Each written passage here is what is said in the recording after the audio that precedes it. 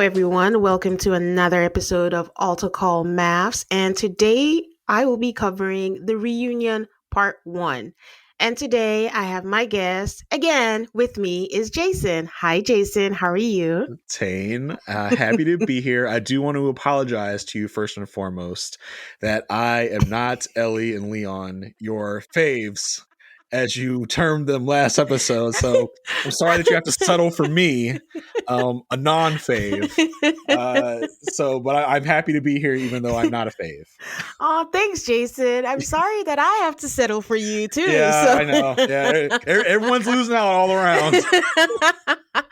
But I mean, like I always say, they're my faves, but you're my fave. And then Okay. someone else is just gonna come, and I'm just gonna come up with another lie, like Madison and David, and then I thought you'd drop it after the last lie, but I guess you didn't. Come on, baby. Oh, hey, baby. Oh my God. Wow, what a reunion. I mean, like we always say, so there's no point bitching about it all the time.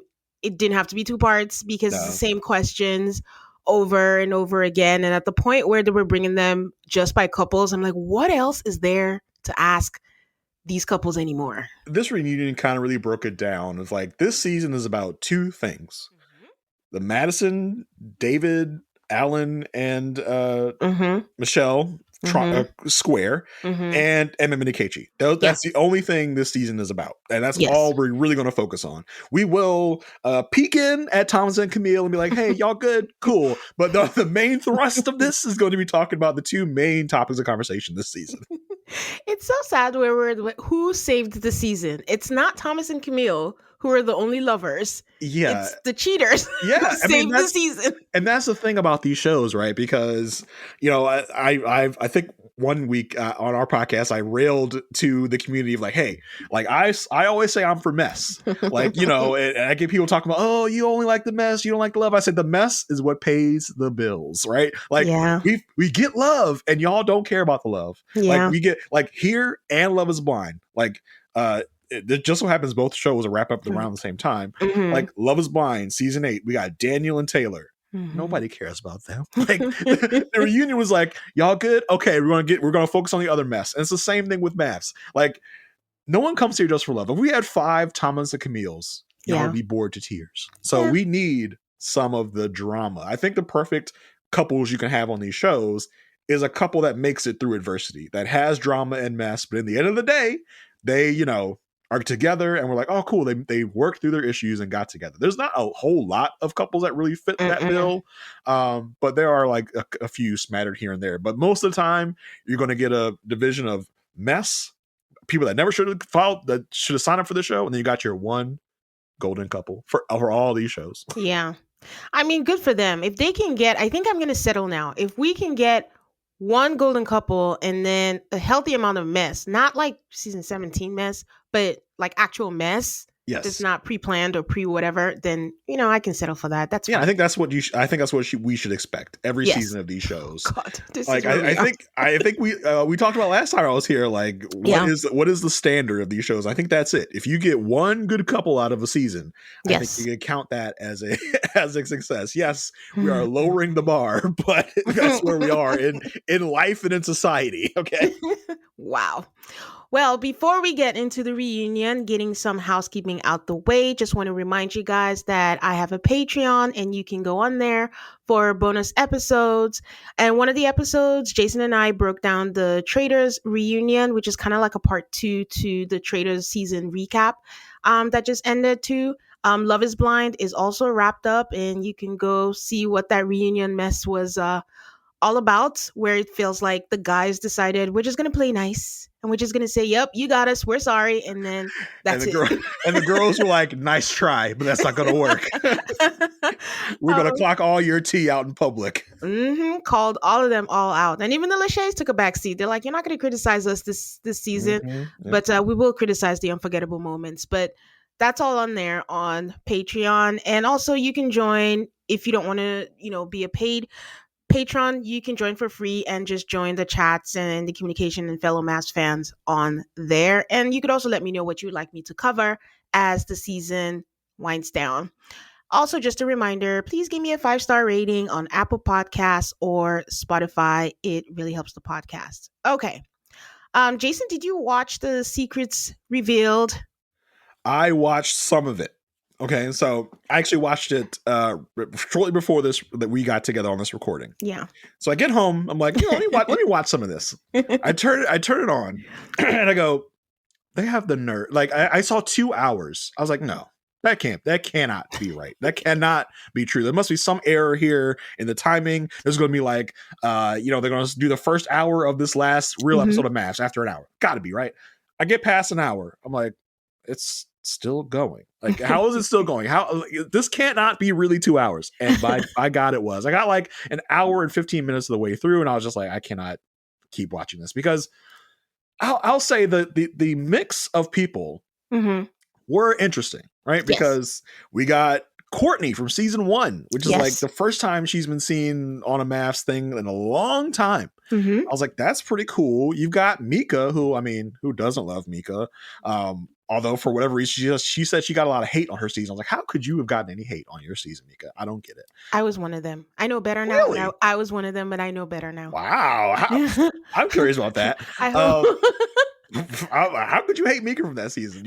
You were on Michael's side? You were team Michael? No, I was not.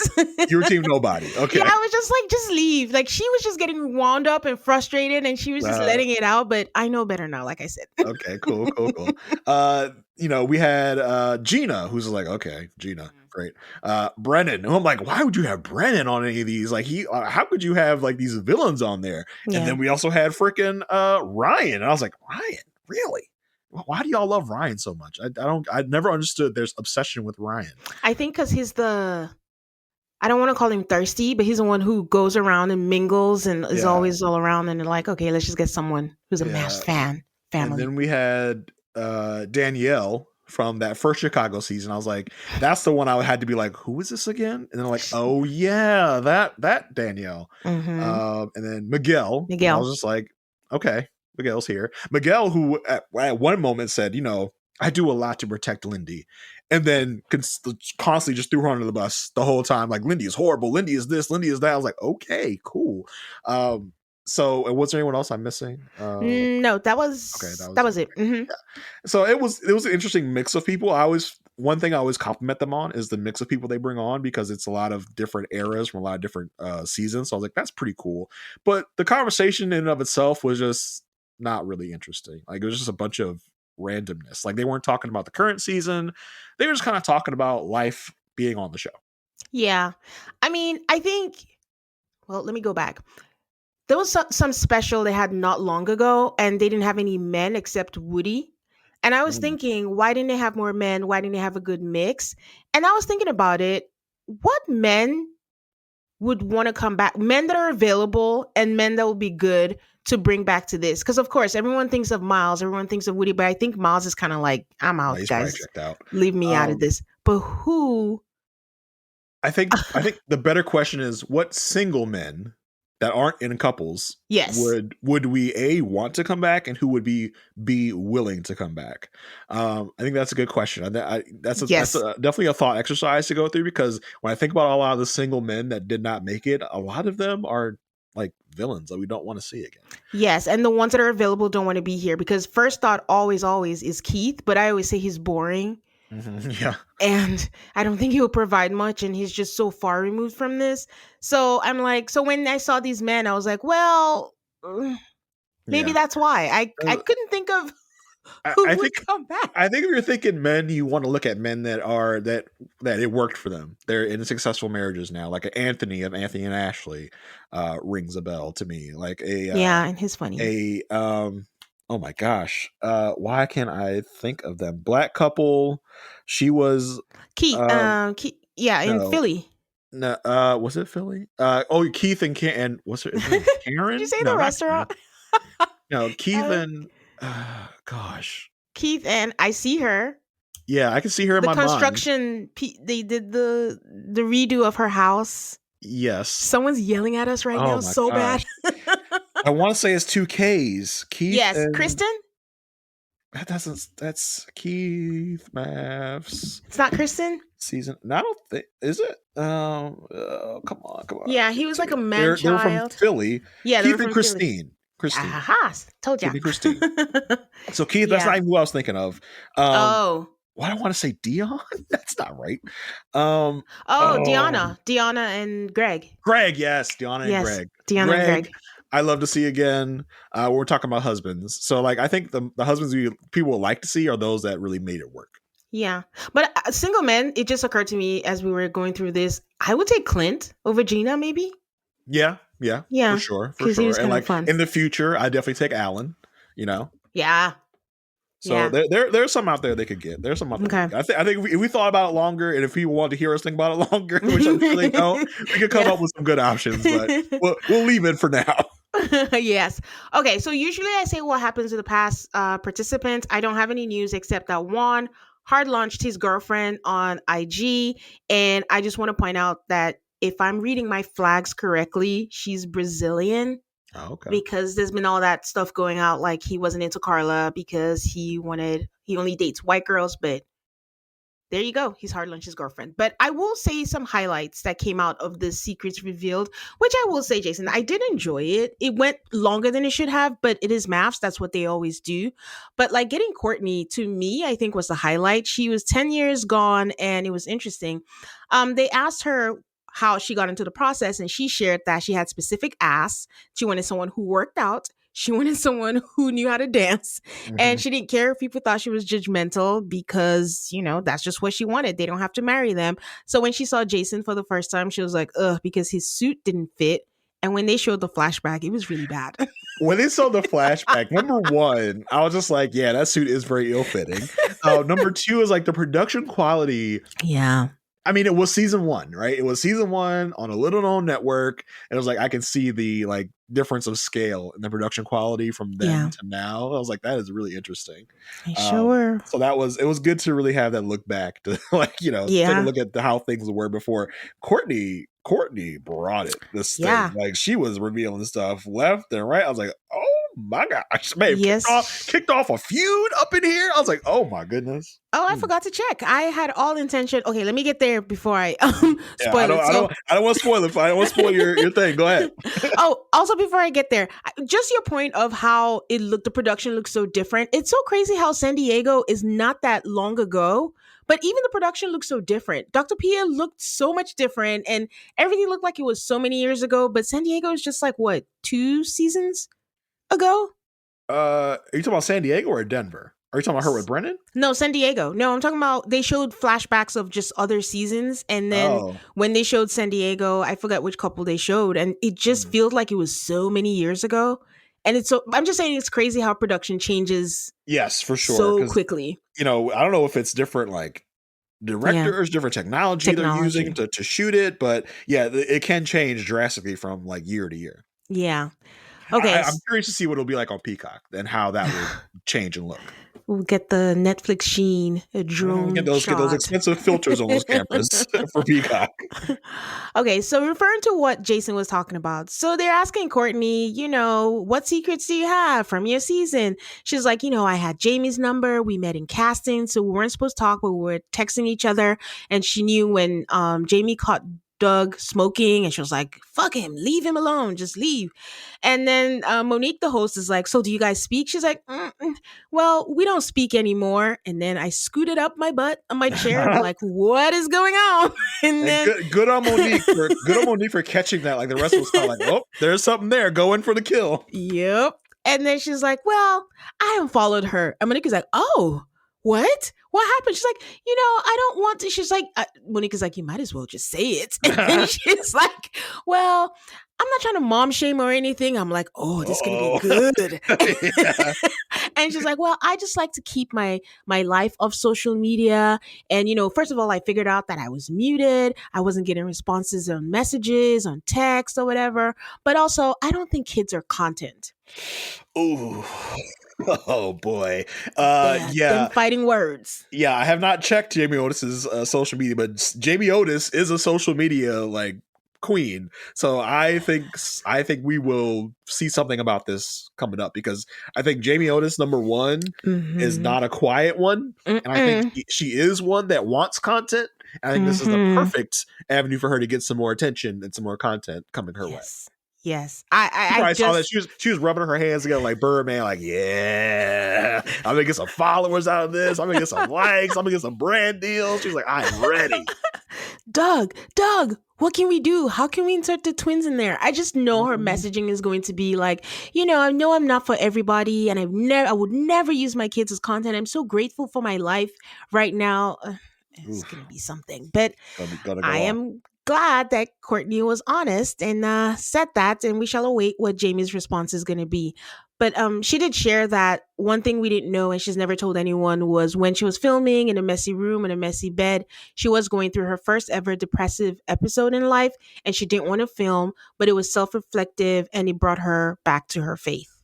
And then she started tearing up, and Monique is like, "Thank you for sharing." So I guess that is something. Yeah, some people's secrets are more interesting than others, that's for sure. So Mika was another one that was very outspoken, but again, I'm just providing the highlights, and this was so funny to me.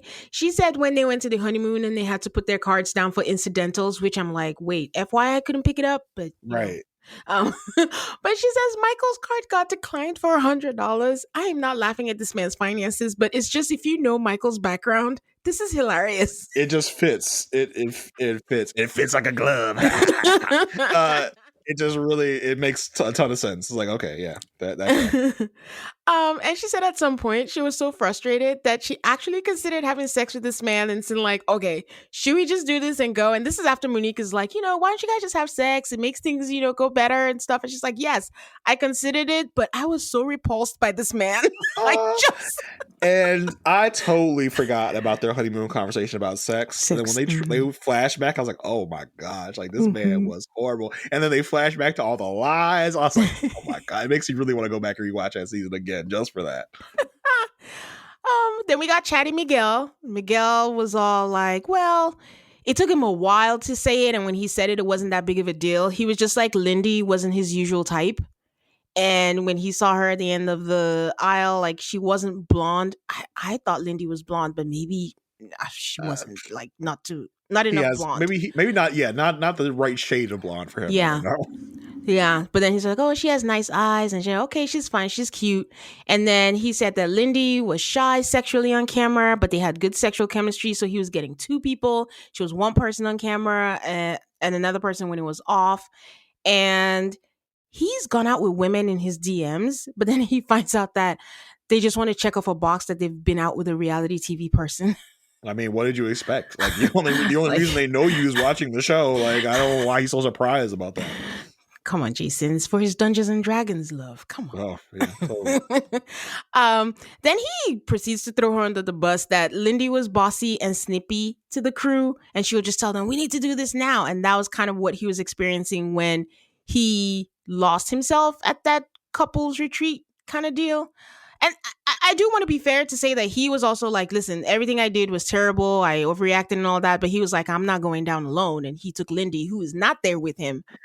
Yeah, he mentioned before all that, he was like, I find myself protecting Lindy a lot. And then he proceeded to just like talk so much shit about her the rest of the time. I was like, wow. Because he also talked about that conversation where she wanted him to put her on his insurance. Yeah. Blah, blah. He was like, she made a big deal to my friends about it. And then when the cameras left, she said, oh, don't worry about it. It's actually no big deal. So I was like, wow, he is just spilling all the tea about Lindy right now.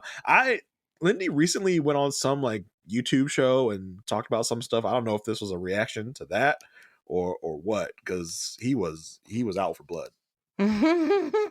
The last thing he also said was that they wanted to control the narrative, so they had conversations because they had a feeling that they'll be portrayed as a toxic couple. So like they'll be all lovey-dovey and all that. And Monique was like, wait, so that wasn't real? And then he's like, well, it was real, but we just wanted to not come off as a toxic couple.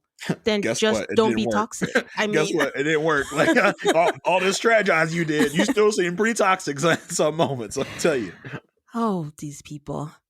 Gina was like, she lost 100K while filming on some business deal that she had, and Clint was helping her with the paperwork. And Monique was like, did production know? She was like, kind of. Like, even she didn't know to the extent of what it is. And she felt like Clint got more attractive through the season, and he wasn't the most groomed, and she wanted swag, which is fine. Listen, I just always reverse play, and I'm just like, if Clint was the one saying all of this, like, well, she wasn't really put together, she wasn't well groomed, and it would be mayhem Yeah, up in it's a here. double standard working the opposite way. So that's Yeah. interesting.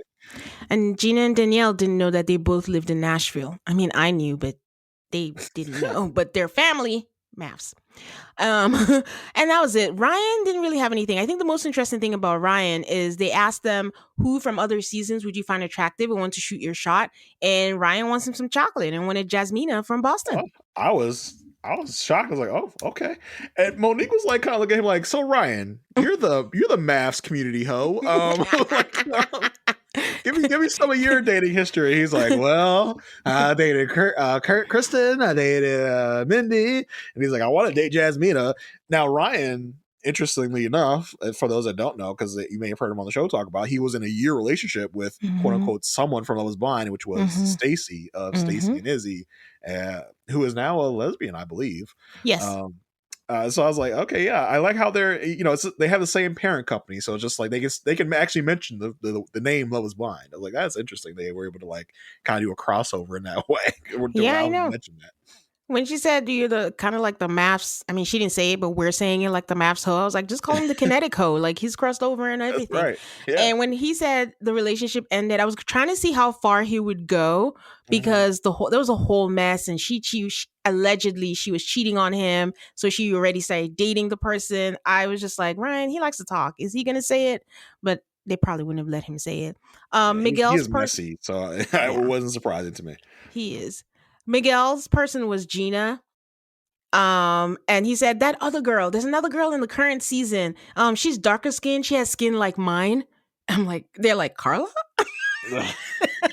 my wife was my wife was with me watching. She's like, his definition of darker skin and my definition of darker skin are two very different things. I was thinking back. I was like, who's he talking about? Okay. Mm, Um, so that was it. Oh, Ryan's secret, which I'm like, again, this shows the quality of the guys that you brought in. Ryan was dating someone off and was still dating someone as at the point when Pastor Cal came for his in-homes. And yeah, he decided the day after, like, I'll just take my chances and go get married. This is what you mean by someone who's not ready. Like, what? But you know what? We can't say that because Alan's kind of doing it, and I don't think I'm going to go yep, into him yep. for that. So, um, yeah, and then for Danielle and Cody, for anyone who remembers, they decided to stay to get married, but they never consummated the marriage. And during the time that they were together, someone DM'd her to tell her that Cody was not going to the gym, but he was going somewhere every day at 4 a.m. And she Mm. decided to ask him on camera. He broke out in hives, ripped off his mic, walked out, and was like, "This cannot go to air." Oh And I'm brother, like, oh my "Okay." gosh. I guess this is back when they respected these contestants like level of privacy, and they was like, okay, fine, we won't air it now. I feel like if that happened now, they're like, nah, this is making air. Like this, we got this in an episode. The general rule now is if you say no, no, no, this can't go to air, then that means it's It's definitely definitely going to get be on an on. episode. Yeah. Ladies, are you feeling overwhelmed by hormonal changes? If you're a woman, you're definitely not alone. There are more than 1,000 hormone disruptors living rent-free in our environment right now. In our food, our water, the air we breathe, the clothes we wear, our skincare, and they all mess with our hormones. Then there's the natural hormonal changes our bodies go through. There's perimenopause, there's menopause. Whew, it's a lot. And while it's a natural process, it doesn't mean we don't suffer through it. But I have good news for you. We don't have to suffer through any of this anymore because now we have Hormone Harmony, a formula made only with herbal ingredients that are shown to reduce hormonal symptoms in women of all ages. Happy Mammoth, the company that created Hormone Harmony, is dedicated to making women's lives easier, and that means using only science-backed ingredients that have been proven to work for women. They make no compromise when it comes to quality and it shows. For a limited time, you can get 15% off your entire first order at happymammoth.com. Just use the code AltarCallMAFS at checkout. That's happymammoth.com and use the code AltarCallMAFS, that's AltarCallMAFS, for 15% off today. All right, so let's dive into the reunion. Let's do And it. it starts with Juan with a joke because Mr. Funny Guy, he was like, whoa, I'm glad the girls aren't all matching today. I bust out Honestly, laughing. That's probably the one time I laughed at comedian Juan, who claims himself to be so funny. It's probably the first time I've ever laughed at something Juan said. I was like, damn, that's funny. Because they probably watched the season 17 reunion not that long ago. It's just like, yeah, those ladies, they were on one that reunion with the pink ladies or the pink whatever they were calling themselves. Yeah. So I'm like, I'm happy for you two, Juan. So just take a deep breath with your little bow tie.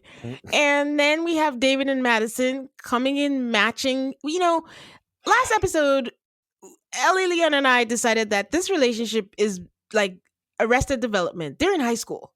They're just stuck in being like kids, and we're taking it all the way by coming in matching green. And the whole episode, we get it. You're together, you're in love. I don't know who you're trying to convince.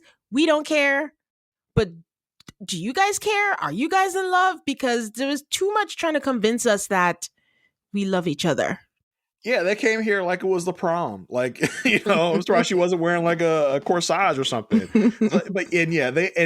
I was when we were talking about this episode on my podcast, I was like, the nerve of these people. Like, there's a moment where Alan and Madison and David are in the same room, and this woman has a nerve to kiss David in front of Alan. I was like, she wow, did. That takes some real I don't give a fuck attitude, some real gumption. Yeah. To like sit here and do that in front of him, hold this man's hand, like at least have the littlest bit of respect for this man to just be like, all right, we're gonna like cut off the PDA today. Like for this, however many hours we're here filming the show, let's not do a whole bunch of PDA here. But they were all in on it. I was just like, you're disgusting. Like, it was like, really? I think their mindset is so. If at the warehouse, which was like what 3 days after decision day or something like that, they don't care. They came together to the party. They were matching in red. Now in their minds, they're like, it's a year later. Everyone move on. Like, why do you even care? So and then at their core, they're selfish people. So and it's all people doing the dirt. That's like, all right, why can't everybody just move on? Like, yeah. Why can't you just forget about what I did? Like, why can't everybody just move? Like, no, like you did some dirt. And like we're still living with it. We're still talking about it. Just have a little class and don't like show off in front of the person you hurt the most. Like, come on, that's not this too. Not this at too. all. So Kevin asked them like, how are they feeling? Are they all in contact? Camille says it feels good to be together. Carla's like, they all have different group chats, and I want to know which one Ikechi's in. Oh my gosh, Ikechi's in the main one where everyone is there, and this is the one where we do that. Oh, happy birthday, so and so, but it's pretty quiet most of the time. That's what he's in. Like, he's only in that one because it doesn't feel like he's really in with anyone else. He probably has him on mute, even if he's on there. So Kevin thanks Camille and Thomas for holding the season together, and they're still married, and they're figuring out what works for them. With the cameras gone, they got a new place, and we got to see cute pictures of them, which was really nice. Before I forget, I do have a question for you because I saw this online. Someone said we need to get Keisha to be the host of the reunion. Do we want Keisha? Sorry, do we want Rudy, or do we want to keep Kevin? Man, I really kind of wish they could both do it. Is it? I mean, we have Nick and Vanessa. Why can't we have Rudy and Kevin? You know what I mean? Like, because I think they're both great. I think they are both great at their respective hosting duties. Yeah. Because I do think Kevin does press them when they need to be pressed. Rudy does as well. So I think if we have both of them, they could do a double press. Hey, like. But I think they're good in their respective roles. Okay, yeah. Like, keep Rudy where she's at, keep Kevin where he's at. I'm fine with that. I'm fine with Kevin as host. I think he actually like watches the show. I think he is, it feels like he's invested in the answers. Yeah. So I say you keep Kevin because that way they both can keep a job. I don't want Kevin away from the Married at First Sight. I want Kevin to still be in the Married at First Sight family. So keep Kevin where he's at. Okay. So I was thinking Rudy, Mm. because she has a relationship with them. We know she knows how to stay on their necks and all that stuff. But the only reason why I'll go with Kevin is because we have these unruly men who sometimes only listen to other men. And she might say something and then they'll just walk away. But when Kevin says something, for some reason, oh, I wonder why they listen to him. So that would be the only reason. And like Rudy, Kevin is not scared to check somebody. Like I Mm-mm. remember last season, when he checked Emily, I was like, okay, yeah, Kevin, that's what we want. That's what we're looking for. So yeah, I think Kevin is good at his job for the Yeah. most part, and I think in the times that he's not, he is limited probably by production or something. So Yes. keep Kevin where he's at. Yes. So he congratulates Michelle on her 40th birthday. And I just had a thought, like, this is something I don't think I've ever discussed, where it's like, is that a thing for David or Michelle? The fact that Madison is 10 years younger, does she feel some type of way, or does David feel also some type of way? Because, sometimes some men are like, oh, I just want them younger, yada, yada, Ugh. yada. Did that play a factor in the overall of everything? But even David has a good sense not to say that on camera. Yeah. 'Cause, It could. I just want to wonder, in the world where Michelle was not nasty and mean to David, what happens in that situation? Is he satisfied with the Michelle, or does he see a Madison who he at some point this reunion called her, "Hey Barbie"? Like is that more alluring to him than a Michelle? yeah. I think Michelle looks good for her age. Like I think like she's 40. I think she looks like she's right up there with Madison in my mind.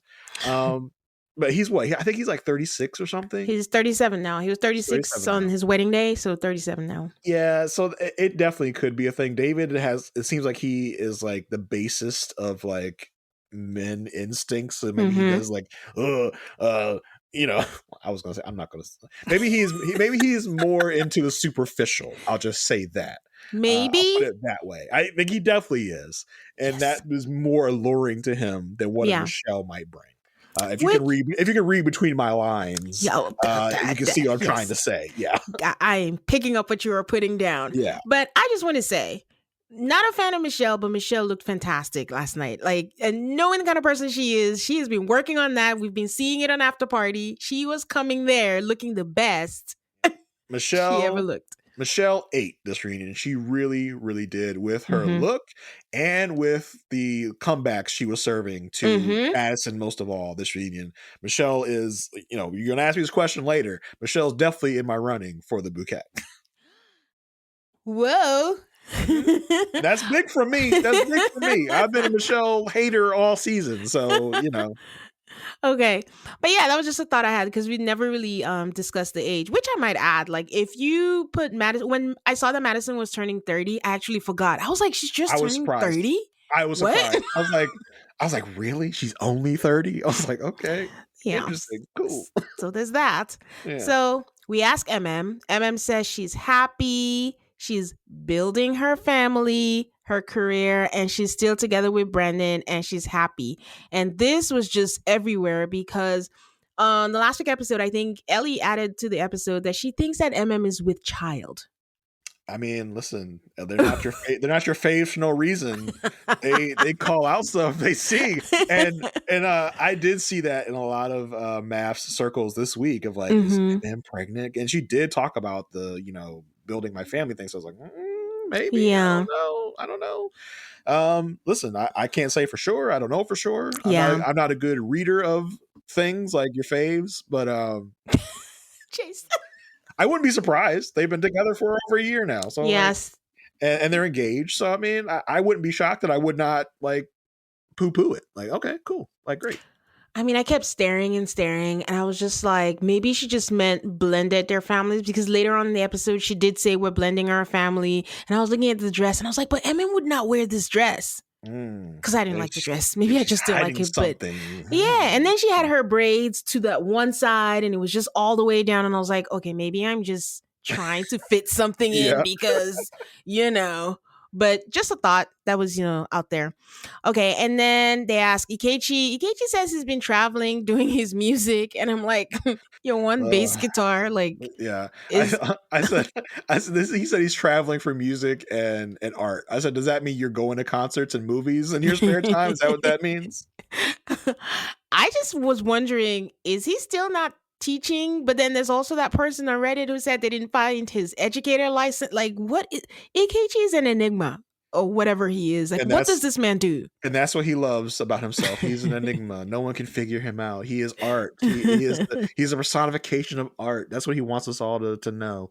But yeah, I have no idea what's going on with Keiichi, and I can't really say that I even care that much. True that. Carla did not stand on business because she's like, oh, I'm hanging out with Juan. Sometimes we go out for coffee. Sometimes we go Yeah. out for this. I'm like, oh, Carla, what happened to all the things that you But I said? mean, look, they didn't end on terrible terms, so I'm like, it's fine for you to be hanging out with Juan and getting coffee, whatever. I will take people to task for hanging out with other certain people that they said they weren't going to hang out with after the season. We'll get into that, but it's like it's fine. They weren't nasty to each other at the end. Juan got a little weird at the end, but it's fine. It's fine. They can hang out. They can be friends. Well, Juan shares that he's in a relationship. Carla says she's not dating seriously. And then Alan shares that he was dating someone before the show. He met someone through a matchmaker. And then the day before the wedding, she called for a second date.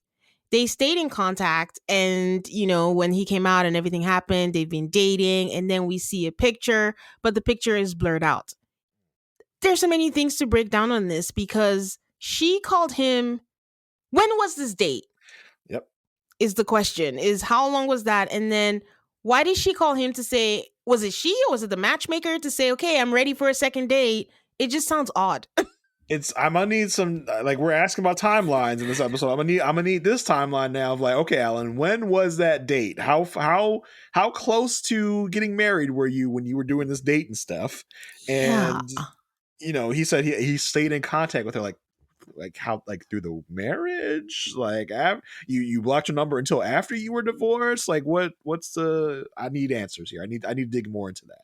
This season really struggles with timelines because the other question is, I thought he was exploring urges with people on dating sites. So when did this connection happen and pick back up and get into a relationship? But a lot of questions this brought up. I will say that when the picture was brought up and I was trying to look in, neither here nor there, guys. I was trying to see if she was black. Yep. But okay. I had the same thought. Okay. I was like, I was like, is she black? Like, is that what's going on here? Now listen, Alan has been throwing out terminology and talking Packing about up spices. Yeah, he's talking about he thuggalicious. I was like, I mean, listen, I got no beef. Like, I bring it up to Alan if that is the case, great. Mhm. If not, great. I don't care. I don't really care. I'm just very curious. I'm nosy. That's who Yep. I am. Yep. But then other stuff's come out about this woman, and apparently she is not black. She is. Oh, okay. Caucasian. Because I was looking at it, I was like, oh, are those braids? Oh, her hair is just long. And I was like, Tane, what are you doing? You have a life. Stop it. So Listen, was the pause button hit on my DVR when this came out? Yes, it was. I was like, all right, let me see. Like, she blurred, but she got some dark skin there. But maybe that was just like a tan. I don't know. Listen, it's okay to be curious. We're not casting aspersions if she is or is not black. We're all just curious. We're all nosy. That's what we do. That's why we're here. That's why y'all are here listening to this. That's why we're here talking about it. We're all nosy. Okay. Yeah. Curiosity means you're alive. That's right. There you go. Curiosity killed the cat. We're not cats. We're humans. So we're good.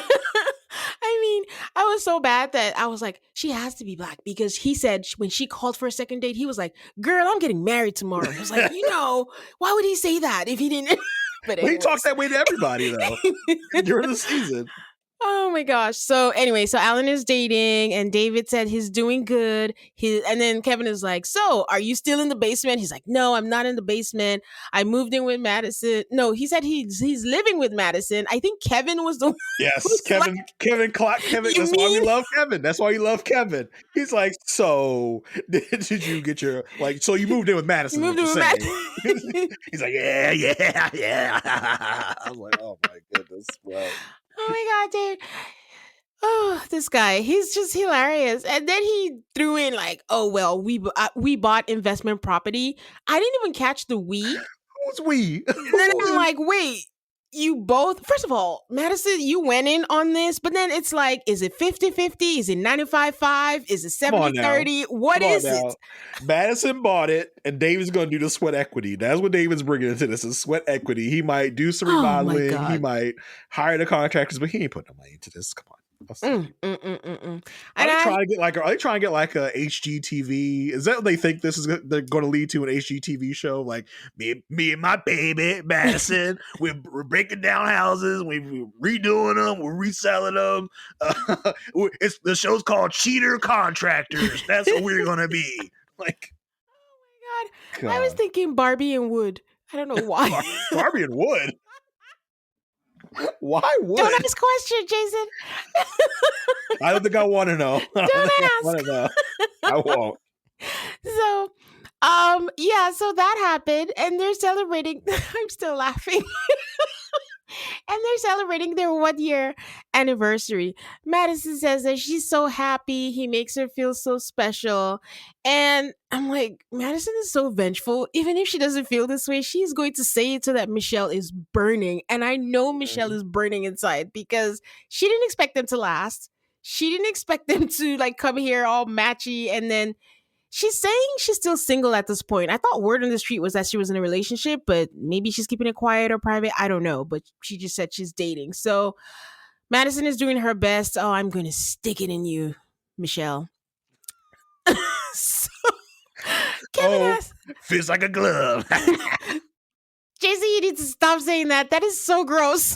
when David said it, and every time it replays in my mind. So I remind everybody. I want to keep that in there.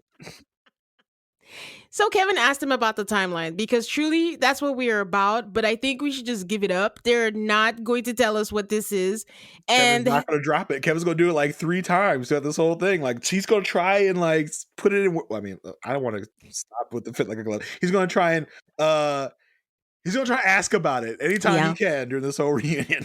Yep. And then from the preview for next week, he's going to do it again and say, is that it? Is that the truth? The hesitation he's begging them by the end. He's like, please, just tell us, please. No, they're not. I'm sure Madison has given, oh God, this Madison Michelle, I see why David slipped up. I'm sure she is giving him a talking to because that man is an oversharer. So she's like, you better hold your ground. I mean, by the end of this, Madison's probably super nervous sitting backstage because David's out there by himself and she cannot send him any threatening looks or grab his hand real tight. He's like, so you better stop talking. So I'm sure she is super nervous right now sitting backstage while he's under the hot light of interrogation by Kevin. Mm-hmm. So he says, though, that he always thought she was attractive. And Kevin is like, well, when did you think it was more than a friendship? She's like, oh, it was the gym, maybe about 3.5 weeks. And, we talked so much about family. I saw a soft side of him where he opened up. And she was like, damn, I can see myself with him. And David is like, oh, mine's from the honeymoon. They kept throwing random dates and times out there to throw everybody off. And it's like, wait, what do you mean? Like 3 weeks? Is that when you guys started actually dating or you were thinking about it? And they're just being vague enough to keep us questioning what they're actually saying. Yeah. So they knew what they were doing here. It's like, I just wanted Kevin to bring it up. All right, when was your first kiss? Like, give us that. Like, that's what we want. Like, Kevin, silly, our first kiss was at the warehouse. You all saw it. That was our first. Like, come on now. Not stupid. We're not dumb. Yeah, but they think we are. So, David is such a terrible liar, and I would think in a year he'll be better at it because just say from the honeymoon and shut up. But he's like, from the honeymoon, I definitely had a thought or two, like, why was she not the woman walking down the aisle? And I'm like, shut up. The more you talk. That's real grimy. That's really hurtful. Like, no one likes Michelle, but it's like, it really hurts hearing that. Like, you were thinking that on the honeymoon. Yes, Michelle was acting terribly towards you, but to hear this, like, man, I wish she was here instead of Michelle. She was my wife instead of Michelle. Like, damn, that's crazy. Oh, he didn't shut up. He kept going. I called my family. I called my friends, and they were like, no, you need to stick it through. Don't follow through. And I'm like, David. You are terrible at this. And then Alan says, devil advocate. At what point were you like, oh, I'm going to reach out to my friend's wife? And he's like, Yes. when we came back to Chicago, do not answer the question, David. Like that's the whole, like, you're not supposed to Yeah. have an answer. I'm sure Madison was like holding his hand. She was like gripping the tie, like, stop talking, stop talking. You're revealing too much. Yeah. Stick with the story. Yeah. I feel bad for Alan because even when it was going on, I remember saying, I was like, this man is not going to enjoy feeling so stupid with two of his, well, not two of his friends, but his friend and his wife at the time. Mhm. Alan is like, I remember us going out and both of his friends were doing this to him. And David was like, well, it's easier said than done, but I should have done the right thing. And Alan says, I would have appreciated it because I looked like a fool. I was defending you and you were 3 feet away from me. And David, again, shut up. He's like, well, I just shot my shot, man. It's like, Oh my it's God. so wild. Like, as if he's talking to his buddy, at the bar, like, I'm gonna go shoot my shot with that woman over there. But you're talking to this woman's husband about Yeah. shooting your shot to his wife. It's like, do you not see? Like, it's been a year and you still don't understand how grimy and how trashy you are by doing Yeah. this. He obviously has not gotten it because he's still talking about it like he just like she's some random woman at a bar he just talked to, which is Yeah. not the case. So it's awful. It's really bad. Yeah. He's terrible. That's crazy. So Kevin asked Michelle, like, how are you feeling? And this is where the questions kind of get just repetitive. Like, how are you feeling about when he gave the reason for the text was about food? And she was like, I just don't like being lied to. And it was a big lie. And the more she pressed, there were new lies. And then David was like, well, I thought you were going to drop it. And she's like, you obviously don't know me.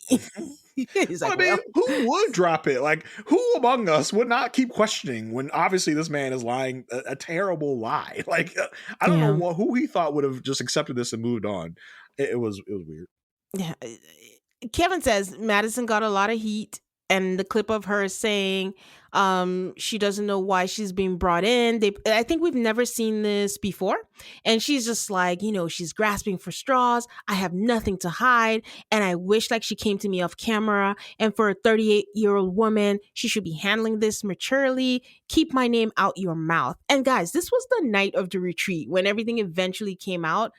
On top of everything else, she's age shaming this woman. Like, how diabolical do you have to be to hang on so hard to a lie and still speak with such audacity? Like, keep my name out your mouth when you're guilty? She Will Smith her. I was like, really? You gonna say that while you are super wrong? Like, how out of touch with reality do you have to be, and how terrible do you have to be to actually say those things, knowing that you are guilty of sin? Every week I'm like, okay, this is it. Madison is just gonna hit the ceiling. And every week she says something and I'm like, do you know what you did at all? Like, do you recognize it? I don't know if she knows it. I don't know if she knows it and doesn't care. I really kind of think she at this point has lied to herself so much that she's like, I was just following my feelings. I'm like that's not a bad thing. I was just doing what I was supposed to do. I was finding love. Like, no, girl, you wrecked. Listen, she didn't wreck 2 marriages because neither of those marriages were going anywhere. Yeah. But like, you acted in a really, really bad way. Yeah. You're not acting good. She's not acting good faith to the process and to the show and experiment. I think most of all, what she did was harm the show and harm the principle of the experiment. Yeah. And she especially harmed Alan, who thought this might have been a real thing. And that's the thing. It's like, follow your heart all you want, but also just at least recognize that there's wreckage behind everything. And there's also the unseen things. So yes, we see the things that were done to Alan, but even like mentally, everyone has their triggers. Everyone has their insecurities. You don't know what that has triggered or reawakened and all the stuff, especially with Michelle. Like, she's quick with the mouth and all that stuff, but she does have her insecurities that she's not even talking about. So I'm not defending Michelle, guys. But so Michelle says it loud and clear because Kevin asked her, what do you think about this? And she's like, yo, I heard her loud and clear. My immature ass is just going to stay quiet. She didn't stay quiet, but at that moment, she did stay quiet. And Madison is like, well, I'm not trying to rehash things. And Michelle is like, that's what this is for. And I'm like, I was okay. like, get her, She Michelle, get her. She's like, girl, Girl, where do you think we are? We are on a stage right now at a reunion to talk about the show, talk about this season. So, yes, you're expected to rehash this whole thing. Madison is just trying to get everyone to just stop talking about it. Like, I don't want to. Why are we still talking about this? It's always the wrong ones that are so like, why do we have to keep talking? Yep. Because you messed up and we need to talk about it. That's going to be like, it's the biggest storyline of the season. So, yes, we're going to talk about it. It's not going to go away on your timeline because it's an inconvenience in your life right now. And then she gets all, hypey and is like, Madison says, let's just light shit on fire and burn it to the ground. I'm like, okay, we're going to get some dates. No, we're not. Yeah, it was like commercial. It's like, yes, do it. That's what we're all waiting for. Like, that's what we all want. You say this as if it's like, oh my God, we're going to do something bad. Like, no, that's what we are here for. Light it on fire. Like please do. This was a moment where I saw that David was wearing a wedding band, and then I had to rewind, and then I saw that Madison was wearing one too, and I'm freaking out, and I'm like, oh my God, they got married, they got this, but I mean, anticlimactic. At the end, later on, is like, I see you guys are wearing bands, I just have to ask what's going on, and these high schoolers have made themselves have promise rings, the most childish thing you could ever do in a relationship, and Juan was there cheering them on too, and I'm like, oh, okay. And this is the first time I was just like, really? We're still like, I don't know. If I was in this group of people and these people lied to all of our faces, I'd be like, I'm not hanging out with y'all at the mall. First of all, who hangs out at the mall anymore? Who just goes on a day trip to hang out at the mall with their friends? It was like, you said it right when it was like, what are y'all, high schoolers? Like, what is this? Commitment rings. I'm like, y'all are weird. And it's like, Juan, why are you just randomly hanging out with them at the mall? Juan, who was the first person to be like, I don't know if I can hang out with you guys anymore because you guys are this, and that. Like, all right, Juan, I see you went back on that real quick. Yeah, they must hang out regularly because I think when I saw another picture of them, when I found out they were still together, it was them taking pictures with quote unquote fans. They were at the mall too. Or was it a Target? Something in that nature. So they must love the mall a lot. Makes sense. Kevin asked if they ever thought about saying anything, and Madison is like, honestly, no, because of Michelle's reaction that we didn't think she would receive it well. And I'm like, I don't, is she supposed to roll out the red carpet for you guys, buy you gifts and say, well done, guys? Like, in what world? Yes, it's not going to be received well. That she wishes it was different, and she wishes they had an adult conversation off camera. And when she asked Michelle why it wasn't off camera, she's like, we're on a reality show, and that pissed her off. Yeah, it was so weird because Madison tried to talk in a way where it's like, yeah, crazy Michelle, right? And it's like, yeah, we didn't think it would be received well. Like, yeah, no shit. Like you're fucking her husband behind her back. Yeah. Yeah. No. And that's not a reason to not tell her. Like it's not a good thing for you to be like, well, she'd be mad. So I just figured I wouldn't tell her. Okay. And then as far as, yeah, we want to talk off camera. Like, is this a season 17 thing where we're going to be like, deceiving production off camera to be like, listen, me and David, we want to be together, but we're still going to be on the show. So we're going to need you guys to just like be cool with us dating. And we're going to all still pretend like we're all married. And, we're going to get through this process together. Is that what she wanted? I'm just like, I want to know what she wanted in this off camera conversation. That's true. Because you had to have been prepared for whatever was coming at you with this. Yeah. But I think they're still trying to blame Michelle because she said the way Michelle reacted is what fueled her responses to her. Like, this is my real life. And that version of her is not her. But I apologize and I'm sorry. I'm like, oh God, this is ridiculous. The thing that makes David and Madison's apologies so false and fake is the qualifications afterwards. Like, we're sorry, but you shouldn't have acted this way when we told, like, no, like, just say sorry, just apologize and be done with it. Like, there's no qualifications needed. There's no shifting of blame here. Just apologize and that'll be good enough. Don't try and like also shift blame back. And for Michelle to be like, hey, we're on a reality show. Like, I don't think that was a gotcha moment Madison was envisioning it to be. It's like, no, you are on a reality show. Like, why would you try and hide things off camera? Like, it looks more of a bad look on Madison than it does Michelle in my eyes. Yeah. And then Michelle's supposed to lie for you after you. That's so funny. Crazy. So Kevin asked her if she accept her apology, and Michelle is like, "Sure, we're not going to be friends. We're not going to see each other again." And Kevin says, "What do you think would have happened if she came to you and said, 'Hey, I have feelings for David,' and she would have been like, 'Just wait the 8 weeks and then go for it.'"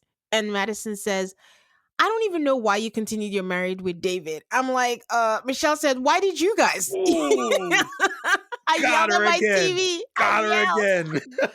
So Michelle got her again. Get her, Michelle. Get her. And that was priceless because it stopped Madison dead in her tracks. She was like, "Good point." She's like, "Well, I was trying," and then everybody's like, "Huh? Excuse me? You were trying?" And she's like, "Initially," and like it was fantastic entertainment because in the moment Yeah. you saw everybody looking at her like, okay, well, yeah, I see y'all looking at me. I tried initially for like the first like 2 days. I was trying, okay, like, See? oh my god, but yeah, but Michelle to be like, wait the 8 weeks, and then go for it. I was like, but why are we waiting the 8 weeks? Like, nothing's going to change for you, Michelle. Like, nothing's going to get better here. So why not just end it and be done with it? Maybe that's that production thing. They need you to I stay, financial consequences. Because, I mean, like I said, Nicole has alluded to that in some way. And also, if they all did the same thing, we will have no one That's true, but this season. I would love to see the language in the contract about that because, like, Yeah. I feel like it's probably like you have to film or else you'll get fined. I'll film. We won't be married or like sleeping in the same bed, but I'll still film whatever you want me to film. I'll show up whenever you tell me to film. That's the same Yeah. thing what happened with probably Akechi. With Akechi, they were like, "You have to film. You have to show up and film." He's like, "All right, I'll show up. I'll be an ass and leave after like 5 minutes, but I will fulfill my contractual obligations, show up and film and be done." So I would love to know what exactly is in that contract because no one can force you to stay in a marriage you don't want to stay into. That's kind of like inhumane to me. I think something was different with this season because last season Lauren filmed and they explicitly asked them, "Do you want a divorce?" But I noticed this season they didn't ask anyone, and they've done that in seasons prior. Like, "Do you want to stay together or do you want to leave?" They did not do that this season at all, and I'm wondering something Well, is different. Well, I think that is probably just a like, let's not encourage them to divorce. If they come out and ask us for a divorce, that's one thing, but let's not encourage it by asking the question. Okay, yeah. Maybe, I don't know. Either way, she was stuck. Yeah, because listen, Akechi left, and I don't think Akechi's paying no $50,000 fine. They were not married anymore, but he still showed up to film. I think probably in the contract it's like you have to film when we tell you to come and film, or Yeah, else we'll fine you. And they probably use that like sparingly. I'm sure they threatened Akechi because Akechi's probably like, I ain't coming nowhere to film nothing yeah. no more. And they're like, listen, bro, if you don't show up to this retreat, we're going to fine you $50,000. She's like, all right, I'll show up and film for 5 minutes because that's what's in my contract because I have to show up and film. You didn't say how long I have to stay. Like he showed her 5 minutes, gave her the divorce paper, and then dipped out. So I would love to see what exactly is involved in that. Yeah, true. Because he always came late and left early. So, Yep, exactly. yeah. At this point, the logic is killing me because I don't know how you're quick to tell Michelle why did you continue. Why didn't you ask the man that you're sleeping with? Why is he continuing? He's also Exactly. part of this. I felt like Madison made David stay because David was probably like, "Can I just leave? Can I just go?" And she's like, "No, you have to stay because that way we can hang out in the gym and no one will be, asking us why. We'll be in the same kind of vicinity. Like, you have to stay in order for us to still keep hanging out in front of the cameras and not make it weird." And you have a nice place to stay. Yeah, you have And a your home, parents. David. You have a nice cushy apartment to stay in. I hear that. I think in some way I was thinking like, David is the kind of man that likes to appear as a nice guy. So I don't even know if he would have done that either. If he would prefer to put up appearances. Yeah, I think in David's mind, he may have just done what he was doing. Hey, I'm still trying. I'm still here. It's her that's the problem. And the whole text thing really messed up his Yeah. plan of staying and being the good guy for a while. That's another behind the scenes thing I would love to know about. Like, what was their strategy? What was their plan? Yeah. David and Madison. Like, I would love to know the planning sessions they talked about of what their plan was. But yeah, I mean, good point. We'd be like, he has a place to stay. But I think also the other thing is I also always wondered if Madison was so mad at David like, oh my God, how could you, like, we were almost there. We could have just hidden this and then just come right out and say we were dating. But how could you make that mistake with that text message?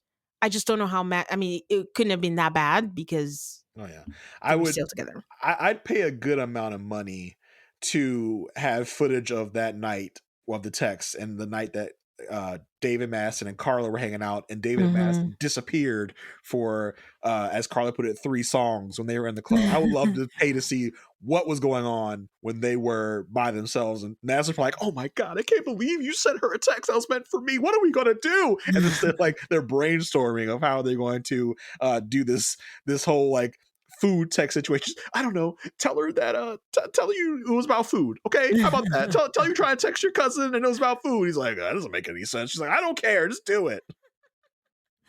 Oh, Madison and David, they're just ready for everything to be done with. Next week, they're probably going to celebrate Freedom Day. Oh, wait, there's still another episode. Where are they now?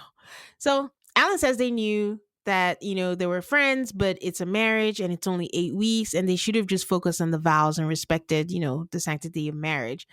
Madison is like, you know what? I'm just going to sit here and be quiet because everyone wants to have opinions. Again, I Madison, you did something. People are not picking on you. So it's that attitude that really, really just blows me. Madison and Dave said they talked every day. And then Kevin is like, how often were you seeing each other? And she's like, well, even though it seems like I was always with him, I was with my friends almost every time. The only night we were together was the night of the transactional comment. Mm-hmm. So Kevin asked the rest of them, how did they feel about it? Says she was shocked. She absolutely did not expect David to do that. Carla says she understands the pressure, but the women had a bond and they joked around, and there was just they joked around about husband swap. And there was just lots of opportunities where she could have spoken up. Juan says that it's so hard to trust David again, but I'll go ring shopping with you. Tom- Thomas says that he just felt stupid, that he was defending things and it was right in front of him and he felt bad for Alan. But at the end of the day, it's still a respect thing, and especially because Alan and David hung out the most. Camille says it was just hard to be in the middle. And Ikechi, who I forgot was there, I'm not gonna lie, was suddenly like, oh, I knew. Michelle is like, oh, thanks for giving me a heads up. And he's like, I saw it from day one. They were in the gym and I saw the connection, and David was doing stuff that he never does, like cardio, and that he doesn't think it was intentional, that it was just going on. And who gives a fuck? They love each other. And then David grabs Madison's hand and kisses her. And then Madison stiffens. She's just like, not right now. Yeah, not come on, man. We talked about this. You can't be doing this in front of everybody. But it's like, bro, Akechi, how do you know anything about anybody? I was expecting to be like, wait, who? Which one's David again? Because this man was not around at all anywhere. So for him to speak up like he knew something about anything, I was like, shut the fuck up, Akechi.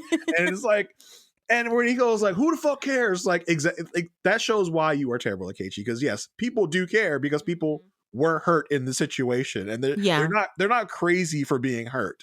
Like, and it does not shock me that Akechi has no real like self-awareness in this moment to not realize people were hurt in this. And also because he just hates them. Because when Michelle was like, oh, thanks for the heads up, he was like, it's not like I was around y'all or to tell you anything or whatever. But I'm just like, wow, at least try to hide it. But she says, Madison, that is, that she will never regret following her heart, but she will regret not having the confidence to do it right. David apologizes again. Apparently this time it's genuine. And but like you just said, he adds the addendums. But I just was not getting the attention, so I went somewhere else to get it. And then he apologized to Alan again. And that's when Emma asked about the rings. And then we just see the clip of them purchasing the rings in there. And I think that was the end of the introduction. And I was like, okay, what else is left to cover? Right, exactly. It seems like we just covered the biggest storyline of the season. Season over. Here's your preview of next season. But like for Dave, I'm gonna need you to switch up your apologies, David, because every apology sounds the exact same, and none of them were genuine or authentic. So just maybe use different verbiage, different language, to really kind of like carry through that you are actually sorry, because no one can believe your apologies anymore because you say the same things you said every other apology that was false and fake. That was always followed by a lie. Yeah, switch it up. Go back to the 90s. Give us a remix or something. Like, just not the same thing all over and over. So we decide to focus on the love part with Camille and Thomas. But before I go into that, they did this thing, which I think they started last season, where we're getting them in the green room. Well, can I Mhm. call it a green room? It's just an empty room. But Sure. they're all sitting together. And then we see this poor man, which I think is the same clip, just keep waving at the camera lights every Yes. single They time did they that at get least like 2 or 3 times. Like, why yeah. are they reusing this clip though? Like, do they think this is that interesting? Like, oh my gosh, motion lights. The heck? So is telling Michelle, like, it's so crazy to see how defensive Madison is. They're whispering too. And Mhm. Michelle is like, I'm so mad. Like, I really want it to go off. And she needs to keep her name out of my mouth. She needs to keep my name out of her mouth. And then we're seeing Dave and Madison canoodling. That's the Yeah. best thing I could say. Yes, for sure. It's And just a room. it's so fun. I mean, it's been a year for Michelle, Mm-hmm. but it seems like it's been like for us, it's been a week. It seems like it's also Yeah. been a week for just Michelle. I'm like, okay, you still have this level of rage and anger after a year. That Yeah. that is a little much. Or he'd be like, I just want to go the fuck off. I'm like, okay, like it's been a year. A whole year. And you are still this rageful. You know, why can't you have like the kind of like clarity that Alan has? Yeah. Alan's kind of going about it the right way, not the right way for me, because I want rage, I want like upsetness, but Michelle's rage is still fresh. It seems it's been a year, so it's kind of weird to me. And you know, I'm sure Michelle has a certain kind of rage because she's still single, as she said, and here is David and Madison, the cheaters, Mm-hmm. still in a seemingly loving relationship. So I'm sure Michelle does have some sort of like Yeah. real rage about that. So I can't really give her that much guff, Yeah. but she's it still feels very fresh for her. Yes, and she's handling it the right way. My rule always never let them see you sweat. Like, I don't care how hurt you are. So the answer to everything you just said also is that clip in the confessional last week's episode where she starts crying when she says it feels like they won. Yeah. That's probably just what it is. She absolutely did not expect them to last this Yeah, long. and then coming in here with the matching prom outfits, with Yeah. the holding hands and kissing, it's like I'm sure that just got her hackles up even more. Mm-hmm. So Camille and Thomas tell us that the last year has been fun. They went to London for their 1 year anniversary. And Kevin says, when did you know it was going to work? Thomas says it was weeks after the honeymoon. And Kevin asks Camille, like, what was up with the swag and all that. And he's like, he sees the glow up because I don't know if you noticed, Jason, there was a part Mm-hmm. going right across on the side. You got that side part. You got that was happening in the last episode too. Like, okay, Camille got him a black barber or something because like he got it all happening now. He got the earrings, the part. Like, okay, Thomas, okay, I see you. Yeah, and Camille gives him the, the validation. She's like, he's looking like a snack. And I think Mhm. the funny thing about these two, I'm not knocking Camille by anything, but Camille is not like the most swagged out either. Like she's like her matching sweats, her matching sets, and she's good and all that. But every time she kept going on Thomas, and I'm like, give this man a break. You're equally yoked. See, that's why Tom's a great match for her. She's not the swaggiest, but Tom is even less swaggy than her, so she can feel good about herself. Feel like, Hey. damn, I gotta swag this man up and get him to my level. And everybody else is looking like, okay, but both y'all are kind of at a low swag level. She does say that she never meant for it to be like she was dragging him. And, Kevin asked about the racial identity. What did it mean for him? He said it wasn't easy and people have a caricature like what a black man should be, but he has always been true to himself. And Camille says it was never like, oh, I can't get past this, but it was just more for them to work through. Kevin asked what it was like playing out for everyone, watching, their lives and their love lives. And she was like, it was daunting on camera, but at the same time, they're married. So Kevin asked if that played a part in helping them get closer. We talked about this I talked about it last week where I'm like, of course it does. With your faves. Oh my God, Jason, forgive me. I'm going to keep apologizing, but not like Madison and David. At some point I'm gonna be like, it is what it is. So yes, so they're like, yes, it helps, and I'm like, yeah, I agree. So she said she likes his consistency and their conflict resolution, that they can say crazy things to each other. He says it was difficult to be vulnerable, but it was also like just a good experience for them. And then we start seeing Madison and David still holding hands backstage and saying, I love you. Y'all can't even give us a consistent Thomas and Camille segment without cutting into David and Madison. I'm like, oh, come on, this is about Thomas and Camille right now. Like, give it, like, let us have this purity for a moment, and let us like force feed us David and Madison again. I was annoyed. And I hope that there's smarter people who come in later seasons, but in some ways, since they're featuring them so much, if they get like clout chasers, they're going to be like, this is the way, to get all the camera time. Yeah, that is definitely a danger for sure, especially since they are like now framing their relationship as if it's some great thing and not treating it like the like the adultery that it is. Yeah, so you're right. Like that could be a thing now of like, hey, I'm gonna come on and it doesn't matter if I cheat now. Like the show will act like we're an actual couple they put together. So yeah. When they discuss what they've been doing, Camille mentions, "Oh, we went to visit Feeny," and Kevin is like, "Wait, who's Feeny?" And I'm like, "Wait, was he just trying to clarify, or is Kevin not watching?" No, because I forgot who Feeny was as well. They had to explain it to me as well. Okay. I did go like Jasmina's cat. That's funny. Those that don't remember on that season, what season? What is that? Boston? Yes. Boston. Jasmina's cat was named Feeny for Mr. Yes, Feeny from Mr. Boy Meets Feeny. World. That's why I remember that cat. I was just like, he was talking to Jasmine's cat. And I was like, oh yeah, that's his mom's name.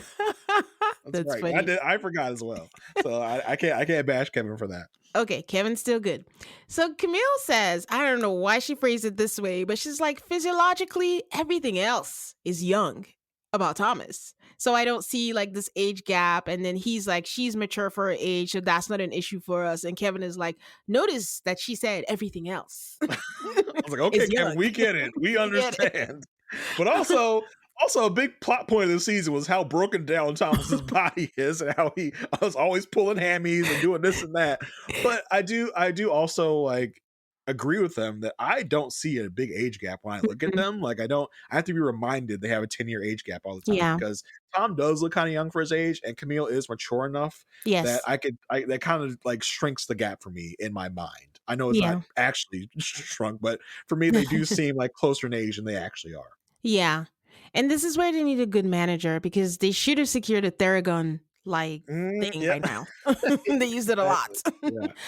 They play an unseen clip of them taking care of babies, and I'm just like, I don't know, we didn't need to see that. Kevin is asking them. I thought that was so funny. I really died at that with him putting his elbow on that kid's head as he's swaddling the fake baby.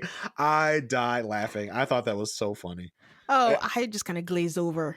I loved it. I thought it was hilarious. I was like, this must have been very far into the experiment because they're just like, it's at this point, they're like, all right, well, y'all are doing good enough. We're gonna talk about babies with y'all at this point. You remember when they gave Lindy and Miguel a fake baby that would cry all the time? I was like, why did they do that for them? I'm glad they didn't because I forgot about it until the secret's revealed and I saw McGindy and I was like, oh God, I hate that. Because even in Love Island, that week where they always give them babies, that's one of my worst I just hate it. It's just pointless. It's not the same. So yeah, I just thought it was funny they did that for them and we didn't see it in the show. I was like, oh, that's interesting. They made him go to a parenting class. Yeah. I did side-eye Kevin. I'm like, 2024, 5, we're still asking about babies. Still invasive as far as I'm concerned. You know, like I said this when everybody was getting on Vanessa in Love Is Blind. I was like, listen, I feel like it's a relevant question to ask in a show like this, where you're in relationships, you're married. Like the logical next step is to talk about family building. I do think it's a logical question to ask where you are in that process. Do you want it? Is there a timetable? I don't see a problem with it at all. I just think it's not worth the risk because like now we know people like Lauren and Cameron are going through infertility issues and the Dallas or Houston, I can't remember, the Lemieux. Why do I know their last name but not their first name? But they went through infertility issues. Like it's just, you could just hit someone at the wrong time. And it's just, to me, it's just not worth the risk. Like I get it.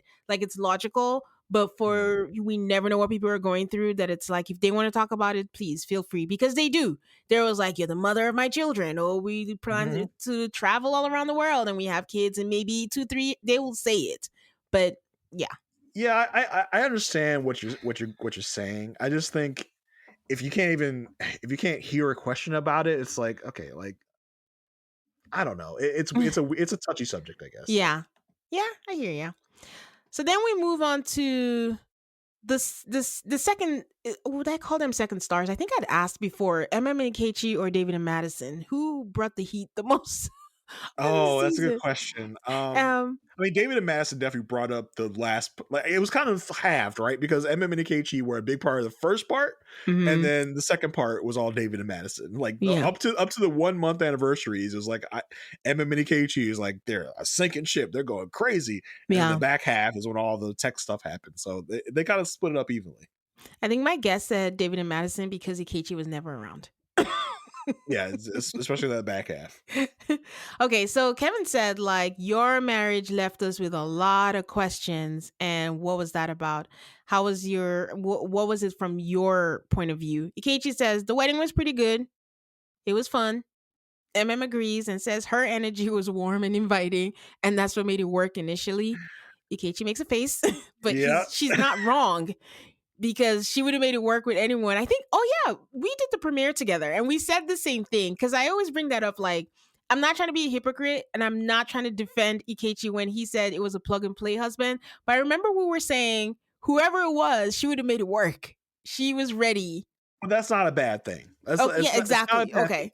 And but she's like, I did all the work in the beginning. It was my one. I was like, can we like don't forget that he gave her a whole ass concert at the wedding reception. So like he acted like he was trying in those first and that whole honeymoon. He acted like he was trying. We saw videotape evidence of him like being brightest that we've ever seen Ikechi in this whole process was that honeymoon in the Yeah. in that diary cam footage. So like she can't give herself all the credit for the beginning. I was like, okay, like I get what you're doing, MM. You're twisting the knife as much as you can in these moments. That was so funny. I was like, really, she's really giving herself a lot of credit here. I swear to God, that video footage of them in the honeymoon, it was almost like, you know, when you lose someone and you're watching videos of someone that died. I was like, who is this man? So When different. was this? Like, So different. wow. He didn't have on a stupid beanie or a No. stupid hat. I was like, I can see his whole bald head. He is he's brighter in his like demeanor and in his Yeah. like his talking. And you know, as opposed to now, we just kind of get one word answers like yes, no, uh-huh, no, uh-huh. Yeah. Like it's it was night and day difference between what we see now and what it was like back then. So it Yeah. was wild to see. That's when they were still in church. Every time one person said, can I get an Amen. amen? Amen. Amen. And I was he's like, so annoyed. oh. I did not miss that at all because that was getting so annoying in the beginning of the season. I was like, can you all stop, please? So yeah, and they were talking about how they get to know each other before knowing each other. So yes, sir, you did have Yeah. interests. That Well, wasn't made up. but it was also like he is consistent though. That's not something he brought up later of like I want to get to know you before I know you. That he did bring that up in the beginning, Mhm. but all the other evidence of like they are super close together. She's like caressing his chest as they're talking. Mhm. He's not like, "Ooh, get off me." So it's it's interesting, and I'm also like, yeah, I'll bring it up when you get to that point. But yeah, it was interesting to see what their dynamic was in those Yeah. moments. Yeah, so Kevin brings that up and says there was sexual chemistry, not just chemistry. And, you know, when did things change? She said she felt like things changed when they came back to Chicago and it seemed like it was just surface level. And Ikechi, continuing in his theme of, I'm just here so I don't get fined, is like, I agree. And then Mhm. that's it. And That's then he it. says, I think the expert said it like, no, she's science and I'm art. And she was just asking a bunch of questions. And now I understand that that's how she learns people. And I accept I was stubborn. I'm like, Ikechi, is that you? What's going on? It's with the ounce of accountability. I said, What? okay, all right, KG, I see you. You're getting better. But I mean, he like I hate that the experts gave him this art and science thing because he ate that right up. He's like, oh yes, you get me. You understand. I am art. I embody art. I was like, oh my Mhm. god, why did you validate him like that? It was just And like one thing Ikechi would do is use a line over and over again. over and over again. So Not yeah, everyone's cup of tea. but yeah, I did like the little bit of accountability that he took. Like it did not. I like that this whole segment didn't go to a dark or a bad Yeah. place. And Hmm. that he was able to keep it civil and admit some fault. Yeah. And MM says she respects his opinions, but she wishes things hadn't gone the way that they went. Kevin brings up the whole thing about calling her aggressive, and I feel like this man just all the way backtracked and said that he wishes he would have said that it was about business. This was a bold faced lie. He called her aggressive over and over and over again. And he also told the experts that it was because she went after him after he told her, no, I don't want to have sex. So, no, it was not about business.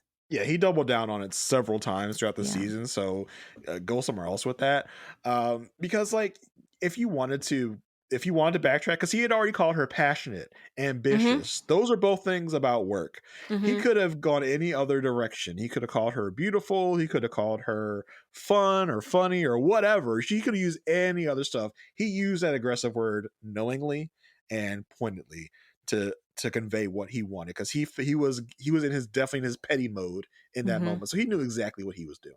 Yep.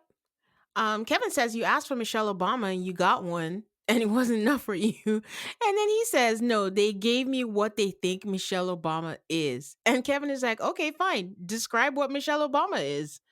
I don't think we got an answer. He freezes up in the moment. He's like, because really all he knows about Michelle Obama is that she is at Barack's side and she's pretty and nice. That's all he really knows about Michelle Obama. He doesn't really know anything else about her. And then he's just like, Michelle and Barack, as if they are close personal friends of his. They're like peanut butter and jelly. And Kevin, who feels like he just read Michelle Obama's biography, he's like, well, it wasn't always good for them. They had their ups and downs. It's like, yeah. So it was annoying because he uses Michelle Obama as some like paragon of like what he wants, but he doesn't really even know anything really about Michelle Obama. He has this idealized version of what Michelle Obama is, Yeah. and he wants that. I mean, he's not even half of what Obama, not that I even know him, but like when you ask for a Michelle Obama, are you an Obama? Are you a Barack? I mean, and Kevin asked him that, and he's like, and in case he doesn't, he's like, no, I'm not. But you want a Michelle? You can't even be a Barack, so make that make sense. I can't wait for next week where they keep showing us that clip where Kevin is telling him, "You're the only one that's single." I mean, he's That's not, not but true, I don't but know why he keeps saying yeah. that. Why'd you say that? So, Kevin asks if her work intimidates men, and she says yes, that men try to belittle her and they do passive aggressive things, and that's what happened with the Keiichi. He's like, that's not true. No, I don't.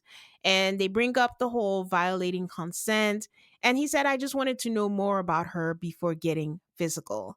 She says it was mixed signals. There was a point in time where sexual content was initiated by him, and when he said no, she backed off and said okay. And they asked why. Oh, go ahead. But then we just let that go. Can we stop letting go the Yeah. whole like he put her hand in his lap? I need to know more about that. Like, Ikechi, if you weren't interested, why did you do that? And I don't have a good reason. I don't know. Was it he was in the moment? He was feeling like he wanted to go further so he could say to the other guys like, hey, we did this. I don't know what the reasoning was, but I need someone to ask it to him on camera. Yep. And Jason is being demure. Like the hand was not on the lap. It wasn't PG. It was Right. like on the thang. So it and we all watched it, even if he wants to lie. They were like foreplaying Yeah. during the I mean, honeymoon. and So that was it the thing, was like, yeah. and in that clip they showed, I don't even know if we got there yet, but in the clip they showed, it was just like he was talking about the fact that he and her were the couple center of attention, and that's what he wanted. We were talked about it the whole beginning of the season. He was super performative. He wanted to be the star couple, and he was reveling in that when they got to the resort, and everybody was like, "Oh my gosh, you guys are so close! You guys are so cute as a couple!" And they were all like intertangled in each other in that resort lobby. He's like, yeah, I just know how to do it. So he was really feeling himself in those moments. So it wouldn't surprise me if he got like ahead of himself and was doing that type of thing. And then because we all know when this switched up, it switched up when they got to Chicago and he saw how she was living. Yeah. And he was intimidated. Before that, he was all about it. Yes. And the most telling thing too is every time she tells that story of him putting her hands on his private parts, he never says that didn't happen. Right, exactly. He has never said that didn't happen. Yeah. So I want to know the story. I want someone to ask him and hold him to task. We got one more part for either Kevin or maybe this is an expert talk to drill down on that moment. Yes. Dr. Pierre? Yeah, somebody. Do it somebody help me. Like, anybody. Somebody give me something. So she says it was just, mixed signals. And Ikechi said, like, yes, he went ice cold because he wasn't attracted to her sexually. So Says, oh, go ahead. So like, let's stop the car. Like, wait a minute. You just said you wanted to know her better before you got physical. Now you're just saying you don't not attract to her at all. So which one is it? Like, what's the reasoning why you weren't getting physical? Like to me, that's just like a contradiction of what he was just saying. Yeah, it was, but oh God. I'm not trying to give him benefit of the doubt, but if he was attracted to her, he saw the apartment, made up all these things in his mind that she's rude to people who are not up to par to her, then all of a sudden he was like, I'm not attracted to her sexually, and then switched up. Yeah, that could That's definitely be it. I feasible. can see that. Yeah, so says, well, it's good to know now after you placed your hand, you placed my hand on you. And then for what stopped him from saying it, he's like, I didn't want to embarrass her. And she's like, well, you not saying it didn't work because it still embarrassed me. Then he apologizes, and then they play the read, the famous read that will always go down every time they do lists now Mhm. for MAFS. And Kevin says, that was a brilliantly written takedown. And says, thank you. I wish you the worst. And then you do the and she did say it was harsh, Uh-huh. but he Kevin asked Ikechi how he was feeling, and Ikechi says, I wasn't even paying attention. Like, I knew she had to get it out there. I just wanted her to be done so I could get out. And Kevin says, what else could you have done different? He says he wishes he was more clear, and he feels like he did, but she didn't understand it. And Kevin said, well, it was confusing for everyone, not just her. I love Kevin that moment. Like, no, it's not just her. We all had no idea what the fuck you were talking about. Kevin asked her what she's learned. My good sis says she's learned not to be too into the other person that she's dating. And It's I'm like, girl, no, Brendan? that's not the lesson. That's not the lesson. The lesson is to check into reality. Is to like man. understand the level of relationship you are in and the level of relationship the other person is in with you, because I don't Yeah. think she's learned a lesson yet with Brandon, because Brandon is love bombing her. So now she's matching his level of love bombing, which is not good, because we all think I have not seen an opinion yet where it's like, come on guys, Brandon seems like a good guy. We all think Brandon's a scammer. So it's like, are you not going into this with your eyes fully open? Because that's her biggest flaw here, is like, she's not seeing what's really in front of her. She's not checking in with reality. So that's the lesson she should learn, but she thinks it's to match the other person. Not to be the person. Like, I want to hear Camille's point of view about Brandon a year later. Because she actually hangs out with him. She actually knows and they see each other all the time. She is going to try to be politically correct, but we can read between the lines. So I'm curious next week to see what she thinks of him. Yeah, I think that would be a good show. Yeah. Kevin asked Ikechi, well, you've applied multiple times. Would you apply again? The shade. He says no, that he would not. That he was like, and Kevin was like, were you ready for marriage? He was like, he was not ready for this type of marriage. I'm like, my dude, you are not ready for marriage. So at all. That was their segment. And then we moved to Madison and Alan. And again, I was like, okay, what else is going to happen? Madison said that she did try for the wedding, but she got into her head. And Kevin is like, what got to your head? And then she's like, things like compatibility and things she didn't think were there. Again, that's not an answer. And I was staring at Alan's teeth, Jason. Because You're trying to check that Invisalign, see if it was still in? See if it worked? And I remembered when you asked me if he was attractive. He did get more attractive through the season. And I remembered I said if he could fix his teeth. And he's not wearing that Invisalign, Jason. He's not. I think he stopped. Because it was only for Madison. Like, he doesn't really care. Like, Al's whole thing is like, I've learned that I need someone to love me for me. And I'm not gonna change. I was kind of upset that Alan didn't wear something a little more extravagant to the reunion, just to put it in Madison's face that he's fine with himself. Yeah. But like, and it's interesting you said Alan's now more attractive. Is it because you are more emotionally invested in Alan that it gave you that more attraction, or was it something he did? No, I'm superficial. It's just I was looking at him. They showed the flashback. I forget what episode it was. The couple's retreat. They showed the flashback of him in the jacuzzi saying something about, oh, I wish my wife would spend the first night with him. And it was like night and day. he got a little salt and pepper, and he just had a little Okay. thing to him, and I'm like, okay, we can work So with this. Madison's makeover worked for you at least. It's the Um, cheating glow up.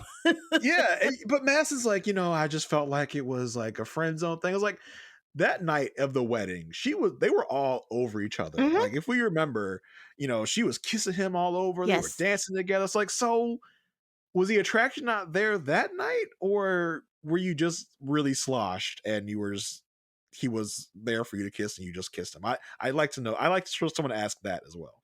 My money's on that. And it almost makes me want to believe, because she has said it before, that it was the broccoli underwear. And I was fighting with so many guests saying that works for me, but I guess not, because everybody else was like, oh, that's terrible. But I is that I a think it's valid reason? no, not at all. Because she says it again later. She's like, someone will appreciate him and his broccoli underwear. I said, this broccoli underwear really affected you, girl. Like, like this is like some big turn off for you. Broccoli underwear. I do not understand. She Like, was forced to eat broccoli when she was younger. maybe, I don't know. maybe that might be it. She's got some traumatic feelings around broccoli because that really hit her hard because she's still talking about it over a year later. Yep. She said she was uncomfortable. That was very much visible. She just always seemed so uncomfortable when she was around Alan, and I can't imagine that made him feel good, because he can see it also. You're tensing up, you're acting like you're scared, and it was her fault for not being honest about them being just friends. Alan thinks that if her focus was solely on him, things could have been different. I'm like, Alan, nah. He says that he didn't want a relationship where 10 years later, I don't want a wife who didn't want me to touch her on the wedding day. I was like, Jamie Otis says different. So That's true. And it's like, because he talks about the fact that, the first day I saw something was off and I asked her, what's going on? And she said she didn't want to hurt my feelings. I'm like, now, if that's me and you say that to me, I'm like, okay, so we probably got to cut this. Because that's not the response I'm looking for from my wife. But he went through with this for almost 2 months after this comment. And he thought he could do whatever it is that he could do to change this mindset. But it was like, you should have cut it right there, my boy, because she was trying without trying to let you know this ain't gonna work. And I'm sure Madison was frustrated because she's like, I'm trying to convey this as best I can, but he's not getting it. So, I mean, in that instance, I can kind of feel Madison where she's like, I don't want to say something bad, but I'm trying to get him to end it almost. Can you see? I'm giving you all the clues. But I go back and forth. Is Alan inconsistent with whether he knew they were going to work or not? Yes. He says, okay, he is, right? Okay, because he says all the time, oh, I knew from day one. Yes. And I was like, oh, I thought we still had a shot, but why were you feeding me crumbs? I was like, okay, where were you, sir? He's inconsistent in this episode because later we get a backstage moment. He's like, I knew from day one something was going on with them. So which one is it? Because you were pretty mad when you quote unquote found out at the retreat. If you knew from day one, I don't know. Yeah. He's like you said, he's inconsistent with it. Oh, I wanted to say something earlier, and I don't know if it was just me. Alan doesn't seem happy. I don't know if he's happy in this relationship. He did say he has a smile, but I couldn't tell, are you tearing up or are your eyes just a little damp? And I wasn't getting that happy. At least we say her man is a walking red flag, but the girl is happy, but her head is in the clouds. That's fine. I can see that. But with Alan, I'm like, are you happy in this relationship, or were you just, I have to be in a relationship at this reunion?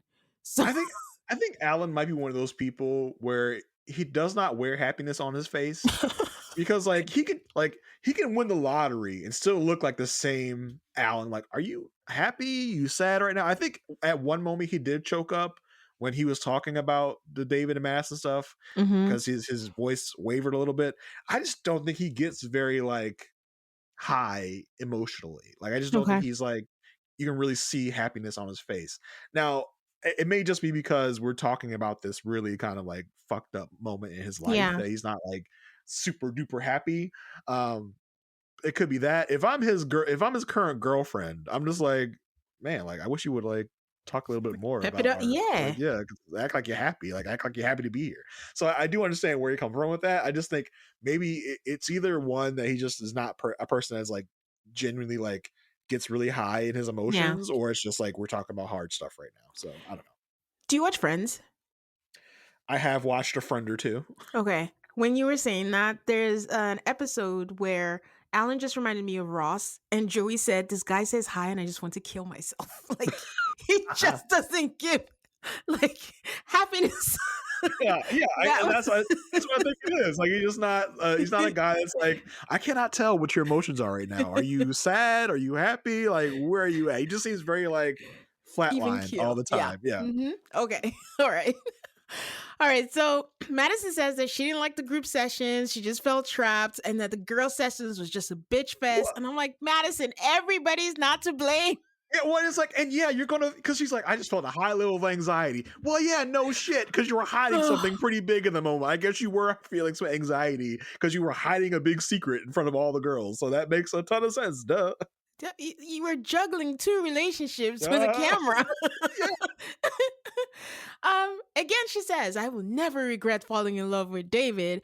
And she just felt like shit knowing that Alan was putting in all the effort and she just knew it was not going to be anything. Alan is like, I didn't realize how censored our communication was. I thought we were pretty open. This poor guy. Poor guy And I had think that's his thing. his eyes were veiled the whole time. It's like, someone please lift the veil. Please show the brother what was really real. Oh, man. Kevin asked if there were times that she was going to David to talk and when did this really start? To your point, Jason, he It's was like a asking third time. different ways. She was like, no, we never hung out at our apartments alone. Our place was at the gym in the morning. And then Kevin was like, so what made you come clean? I'm like, are you watching the show? The text message. Yeah. They were not going to come clean. The constant like beratement of Michelle. They're just like, it finally broke them. Like, fine, we'll fake this relationship like it's day one and we'll come clean in this way. You know, this unseen clip means that they came up with that plan like really quickly. Because she was lying 5 minutes ago. Next thing, they were in the bedroom and she suddenly had feelings. And that retreat, anytime we saw David, he was texting on his phone as he was walking the place. He's like, that was where they were formulating the plan. Like, all right, she's calm me down right now. What am I saying to her right now? Like, send me a text. And she's like, I'll send you a text, but I'm going to quickly delete it because then I'm going to show her my phone because that's the smartest thing I can do is show her my phone. Like, oh my gosh, you guys are terrible at this. You guys are real bad at this. I'm just remembering when she woke him up and he made a whole big like, oh, you're going to wake me up from sleep? I'm like, hey, baby. Morning sunshine. Barbie. Bye, Barbie. So yeah, she said the confrontations was just overwhelming. And when they rapped, she was in her head. And then she started wondering if they bonded over misery. And this makes me laugh because we saw that moment when she thought that. And it was when Pastor Cal said, well, is this real? Or are you guys just bonding over your miserable marriages? And she goes, stopped her dead in her tracks. She's like, oh shit, I hadn't thought about that. Of that.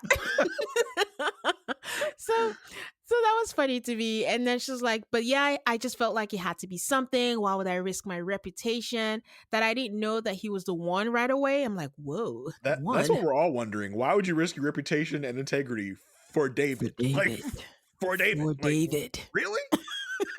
We still don't know. We still don't understand. No one gets it. She says, yeah, she didn't know if it was the one right away, but she just knew that she wanted him in her life. So, Kevin says, will they invite Alan to the wedding? And everyone's like, yeah, no, that's not necessary. I'm like, okay, I'm glad they think that's weird because that would be doing too much. That was a wild question. I was like, really, Kevin?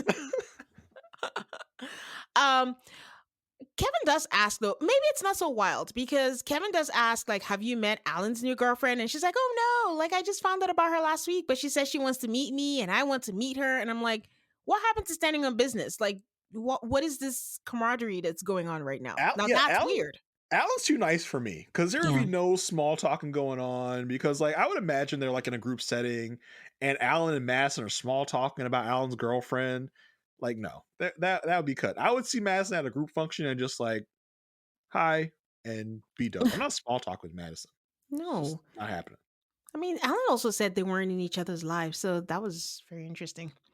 They have a segment where they have all the ladies together and Kevin does rapid fire questions. Who gives the best advice? They all say Camille. Who's the life of the party? They all say Carla, but Camille is like, but Madison is the life of the party. She's the shots queen. Alcohol, she'll get everybody drinking and then drunk, I think was the word. Who's going to be in touch? Who are you going to be in touch with in 10 years? Everyone says everyone. And then is like, I'm closest to Camille. We live right around the corner from each other. Madison is actually closest to Camille. And then Camille says she sees and Madison the most. I'm like, huh, It's got me interesting. side-eyeing Camille. Like, Uh-huh. Camille, you down with Madison after she lied to your face at the retreat, telling you that hey, I don't know, I didn't know about that text. I didn't know it was meant for me. I don't what? Oh my gosh! If I had known, I would have said we're not there yet. That was a bold-faced lie to your face, Camille. I would not be hanging out with Madison if that was me. Yeah, and that's where Switzerland people kind of annoy me. Like, stand on business, take a stance. Mhm. Like, people are going to be mad, but they're going to be okay. You can't make everyone happy, but I mean, people pleasing, I guess. Yeah. So, Kevin says, who was surprised when she got engaged? Michelle said she was shocked. And I do want to point out, Wendy, my friend, pointed out that in the People magazine, when announces her engagement, it says that she was set up by a blind date, and that's how she met Brandon. But what we were told on the show was that they've known each other since 5th grade and they reconnected through social media. Yeah, listen, people have been picking the story apart since we saw it last week, since this whole thing came out. Like really, did y'all just reconnect, or was this before this moment? Like, what's really going on? So I think there's more to be found out about this whole situation. Will we ever really find out about what happened? Nah. Part 2, though, I'm going to need Kevin to play the clip of Madison saying, I don't think the group is supporting us as much as they support and say, what did you mean by that? So she can bring up a timeline and so we can get to asking questions and see what happens with that. Madison might know something that the rest of us don't know. I want to mention something. At this point, I am staring at Carla. Mm-hmm. I'm like, what is this black thing in her chest area? Why is she brazenly wearing like a nipple cover, a bra or something? And they kept filming above it. And then I remembered that in the 1-month anniversary, she wore a dress where something was poking out, and she has a tattoo that is literally just on her boob. And I'm just like, that had to hurt. Yeah. It's something I've been wondering all season, because she's very open with her body. I'll say that. She doesn't really cover up a lot.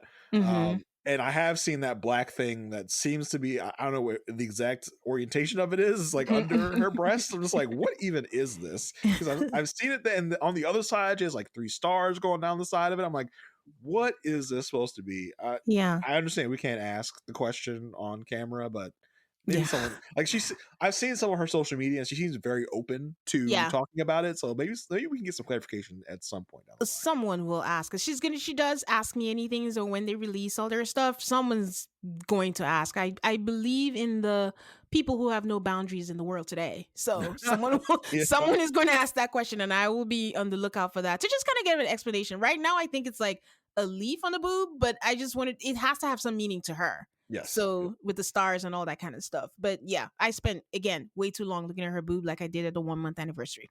Not saying pausing the screen to look at Carla's cleavage. Oh my. What's happening right now?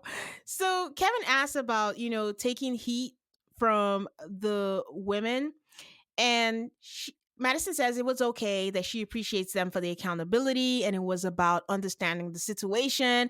And I was really hoping that he was going to ask Michelle how she feels about them being friends with them, because in everyone listing who they're closest to, Michelle was not on the list. So I guess maybe she and Carla, but Carla said everyone. Yeah, there's this photo. I'm not sure where it was from, but it was like all the girls minus Madison. And I saw this like a week or 2 ago. So in my mind, I was like, oh, wow, like Madison must have really been excluded from the group due to this like whole David thing. But now we're hearing like, no, like Madison's our girl. Like we ride with Madison again. I'm like, wow, this is kind of shocking to me. And yeah, like you said, no one says Michelle. So like, okay, that's very interesting. Yeah, Madison's probably not excluded, but the probably unspoken rule is if Michelle's going to be there, then Madison can't be there. Yeah, I think that makes a lot of sense. Yeah. So he asked Carla about that night and the night of the text message. And she's like, for me, I was like, I noticed it, but I chose not to say anything because I'm like, I just don't want to put the vibe out there. So I think she confirmed what we all knew, that she knew something, but she's like, I'm not going to get involved because everyone's going to ask me questions and and what if I'm wrong? I don't want to Yeah, say anything. exactly. Like in that moment on that clip where you see Carla bring it up to Madison, like you see Carla's eyes dart from Madison to Michelle, like, is everybody else seeing what I think I'm seeing? Madison wants to insist again, like, no, my phone really did get stolen and, we weren't Right. together. I was really looking for, okay. Kevin asked Michelle, what bothers you the most about this? And she's like, the timeline and just things like in the interviews that was said that was hurtful and that makes her angry. And she says she wasn't very proud of how she acted, but she has every right to be angry. And nothing really stood out with the girls thing. They're just filling time as usual. And Yeah. now I'm wary about what's going to happen when it's just the guys. I think Michelle and David comes out because they're the last couple for part one. Michelle still doesn't think that Madison and David have suffered enough. Sorry, this is the green room. So Mhm. she's telling Alan, like, I don't give a shit that they're together, but, they don't want to talk. And the thing is, I don't want you to look like a pushover. I'm like, here we go again. You That and did that is this. that is a trigger word for Alan because remember that Madison and Alan conversation at the honeymoon. Yeah. He's like, I'm not a pushover, and Yeah. so that's a trigger word. He's like, and Alan again, they're at two different ends of the spectrum. I need them kind of both in the middle of where they are now. Like I need Yeah. you both to be mad, but not like rageful, because Yes. Alan's just like, well, you can't let other people affect your life in this way because Mhm. you're giving them all the power. I was like, Alan, I know you're above it all, but I'm gonna need you to be mad as well. I'm gonna need you to be upset about this. I'm of two minds because I don't want him, as much as she's trying to. And this was my issue at the couples retreat. I just feel like Michelle is not so concerned. She just sees Alan as a pawn in her game. Like, yeah, she's with you. She wants Alan to be as mad as she is so that both of them can play that runk party thing. But like, I'm with him. It's a year. They're not going to change their stance. They're still going to say the same thing. He's allegedly happy. Just be happy, Michelle. Leave But him alone. I want Alan to demand answers because Alan is the ultimate wronged party. Like Yes. I want him to ask these questions because he's like, and he's like, yeah, if it was me, I wouldn't say anything about it either. I'm like, okay, like don't be on their side, Alan. Like don't Yeah. give them justification. But I get it. It's been a year for him.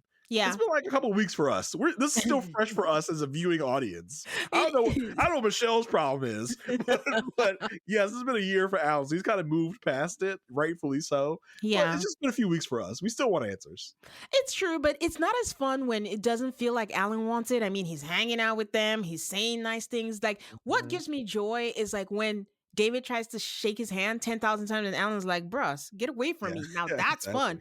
Yeah. When Madison sends him a text and she's like, your words have no values to me. That's what I enjoy. But when it feels like, oh, I guess I should be mad, it's like, the payoff is not really the same. So, Michelle, just be mad on your own. We enjoy your comebacks. That's fine. Yeah, I need them to meet in the middle. Like Michelle's doing too much, Alan's doing too little in my mind. Like, the realness is in the middle here. Like the real anger level that you should be at is in the middle. Yeah.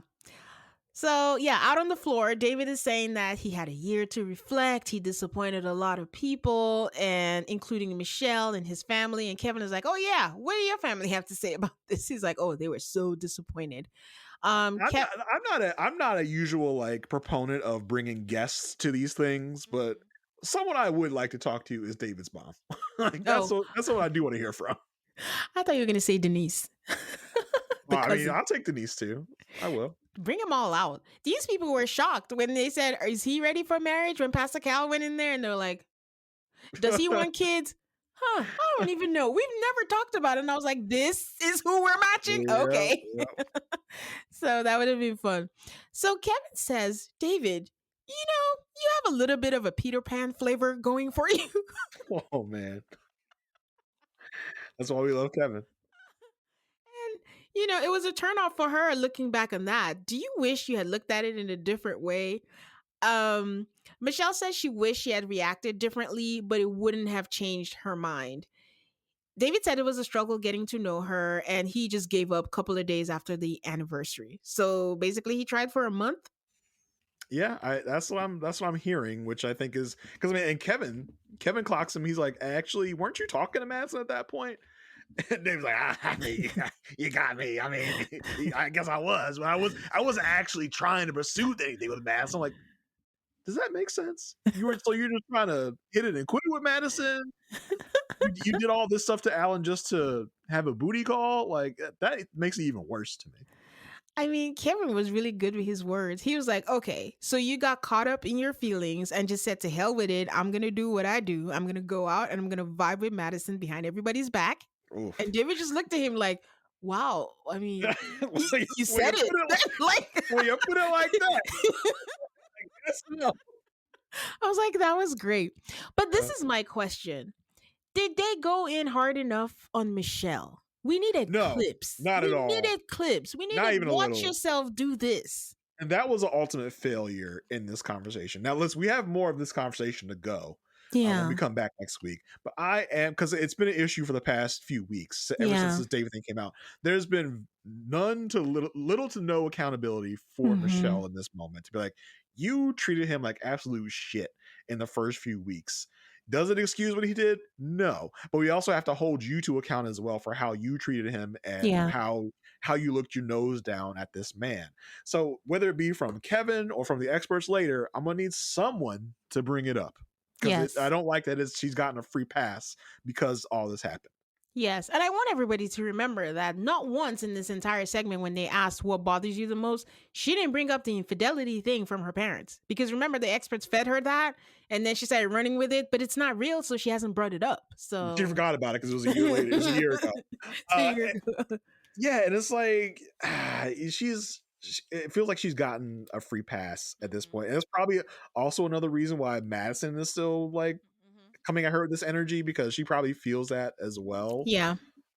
So I really hope someone really kind of holds her feet to the fire for that. I'm not holding my breath because I kind of feel Michelle is just like, and she's just going to get the after party treatment. It's just, if you guys are going to go hard, she seems like a walk off the stage type person.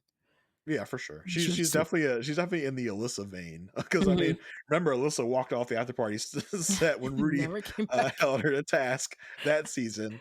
So yeah, I definitely get that vibe. Maybe she is kind of put it out there, like, don't go too hard on me because I'll walk off.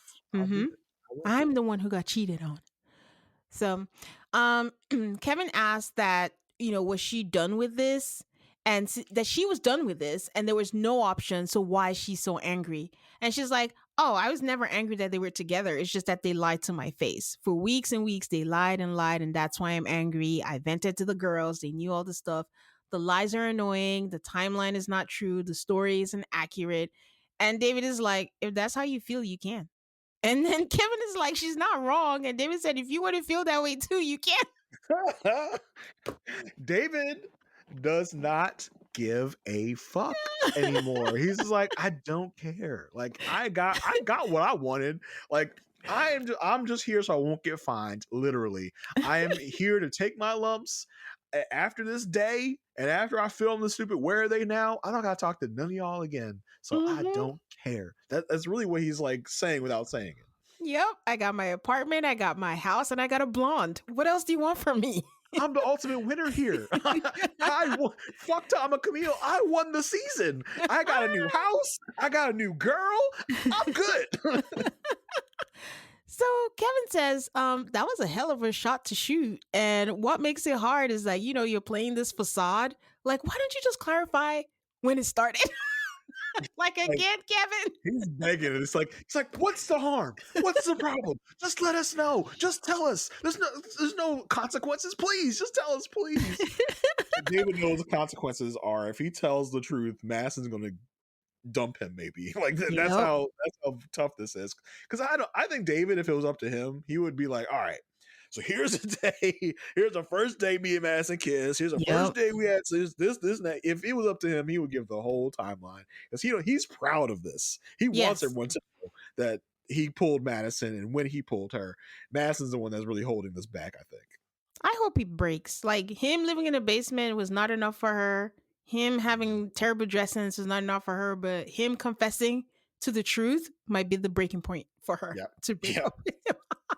So when Kevin begs again, when did it start? He says, I already said it. And honestly, I just believe that she didn't give two shits. She's like, there's a difference between giving two shits of you guys being together and giving two shits of how it went down. And then Kevin asks, again, is your timeline true? Why not just come clean? Were you two together during that text message? And then the episode ends. We've had more cliffhangers this season than we've had in the entirety of Married at First Sight at this point. Because every other week this season, that in the back half especially, ends in a cliffhanger. Yeah. And then it doesn't always pay off. Yeah, nothing's gonna come with this. He's gonna be like, I don't know what else to say. I told you guys, like, I don't get it. Why are you pressing me? It is what it is. It is what it is. I'm being truthful. I'm being 100 with you. Oh man. So yeah, so that was a reunion. What would you rate it on a scale of 1 to 10? I don't know, probably like a 5. Yeah, I'm there. 4 5 or or 6. 5. Because it wasn't juicy enough. There was no like real tea spilled. I think the problem with these reunions nowadays, but I mean, listen, the Love Is Blind reunion gave us what it needed to give, and that was a year later as well. So I guess it depends on the people as to how juicy the reunion is going to be. But it seemed like it being a year later lets tensions rest too much, and there's nothing really else to say about it because it's been a year later. Oh, I didn't think the Love Is Blind reunion gave. I thought it was wonkily edited. I thought the women were on, but the way they were switching on and everyone was so agreeable, it was just weird to me. See, that's not what I felt. I felt like they were delivering like behind the scenes tea. They were giving updates on what happened afterwards. I thought the women came out especially just really punching, like giving haymakers, and the guys were like, whoa, like why are you coming at me like this? But the women had some pent up stuff, and I think the fact that Love Is Blind is in such a short time frame, everything is so fresh for them because they just watched it all within the last, like, you know, I'm sure they gave them screeners before they came out there, so they are fresh obviously in the nonsense, and they are mad. So they came out fighting. I think this Married at First Sight, they probably haven't seen all the episodes. They're probably not reliving it as much as those blind people were. Yeah. So for the Married at First Sight folks, it's just kind of like, I don't know, happened a year ago. I'm not that mad about it anymore, except for Michelle, of course. So it really kind of lets tensions die. So that was weird to me. I think they need to switch. I think what kills a lot of things for MAFS is just the time. Like making it 2 hours is unnecessary. So maybe the Love Is Blind should have been just one part, 2 hours, get everything out so you're not chopping it at weird places.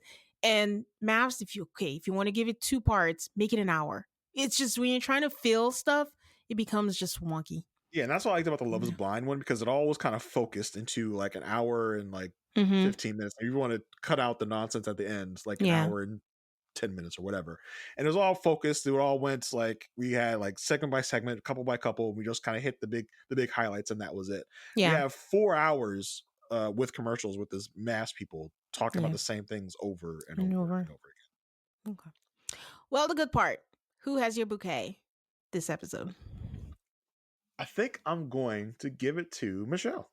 I think she really came out.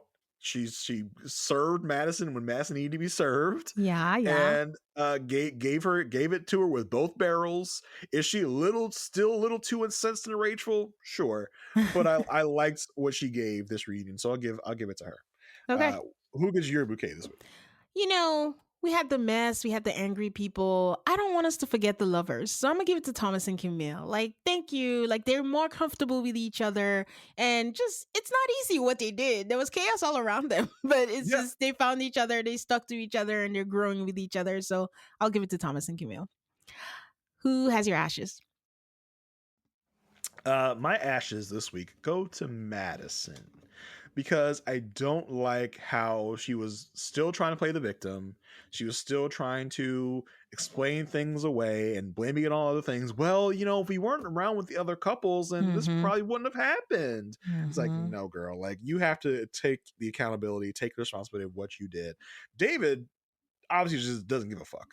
He just doesn't care. Madison is trying to just shift blame onto other things and people. So I'll definitely give it to like when they talked about the fact, well, you know, they have all these other couples, and I was just so like, there was so much going on. The people, the MAFS contingent that is like, stop making them hang out with each other. They were clapping their hands at that moment, like, oh my god, yes, no more couples all together. They were loving that part. They were eating it up.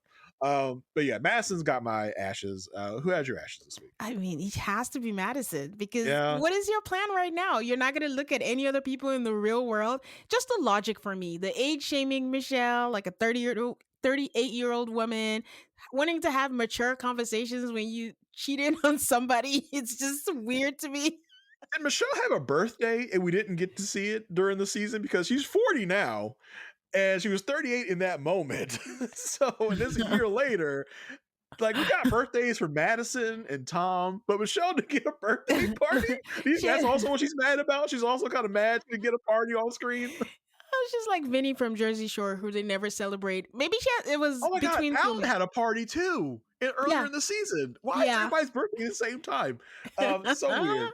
But yeah, I think there were limited places to go with ashes in this episode because even Yike was like acting at least somewhat civil. Yeah. So it was tough to really go anywhere else with Madison in this episode. Really, to be honest. And the thing with Ikechi is just like his goal every single time is how can I end this conversation and leave? And we see in the preview next week again, he walks out. Off. Yep. Can't wait for that. I'm really, really curious to see if it's from something that is like that we're like, yes, they're really digging in his ass. They're really accountable. It was just something dumb because he likes to just walk off with the smallest of shit. Well, Jason, always a great time hanging out with you, and you're a busy man. I am. I hope after this episode, Tane, that I've reached fave status.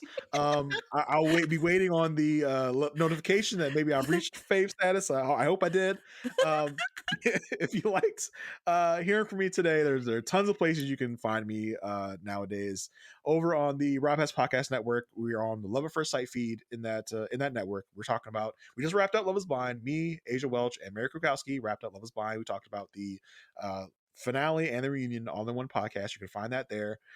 Also on that same feed, I'm talking about Married at First Sight, what we just talked about. I just talked about this same thing, the same episode with Asia on our podcast, A Perfect Match. If you want to find us on there, A Perfect Match, you can find that. We also have a Facebook community. You can sign up and we talk about all the love shows on there, Love is Blind, Perfect Match, all that good stuff. Tane, give me a password for the good people if they want to sign up for our Facebook group this week. Hey, Barbie. Hey, Barbie. So our Facebook group does require a password and to agree to the group rules. So, hey, Barbie will be the password for this for Altar Call listeners this week. It'll be, hey, Barbie, find a perfect match on Facebook, sign up and send it our way if you heard it from here. Also on the Rap Ass Podcast Network on the We Know Scripted TV feed, me and Sasha Joseph are talking about the show Daredevil Born Again. That season just started. So if that is something that you're into, go there. I also have like a little passion project for me, The Good Pod, with me and my co-host Marissa Garza, where we talk about the show The Good Wife, and we talk about the spinoff of that, Elsbeth, which is doing its second season currently right now. I do have Tane coming on at some point, so I have to work that out schedule-wise. So be on the lookout for that. We're winding down the second season of Good Wife. It's been a great time looking back on that show, especially given things are happening in the 2025 and how some things never change. I'll just say that. So that's been a great time. If you want to find me on social media, you can find me on Blue Sky at JR33D. If you want to follow me, I'm kind of a passive follow because I don't really do much social media. But you can follow me if you want. That's cool. That's it for me. Dave. Yeah, breathe. Yes, everybody breathe. I hope you were holding your breath in that moment because you'll be dead. Busy man. So yes, check out Jason and all of the places that he mentioned, and you know where to find me. It is Altar Call MAFS, ALTARCALLMAFS on Instagram, Twitter, and Blue Sky. Until next week when I discuss the second part of the reunion, I will talk to you then. Bye, guys.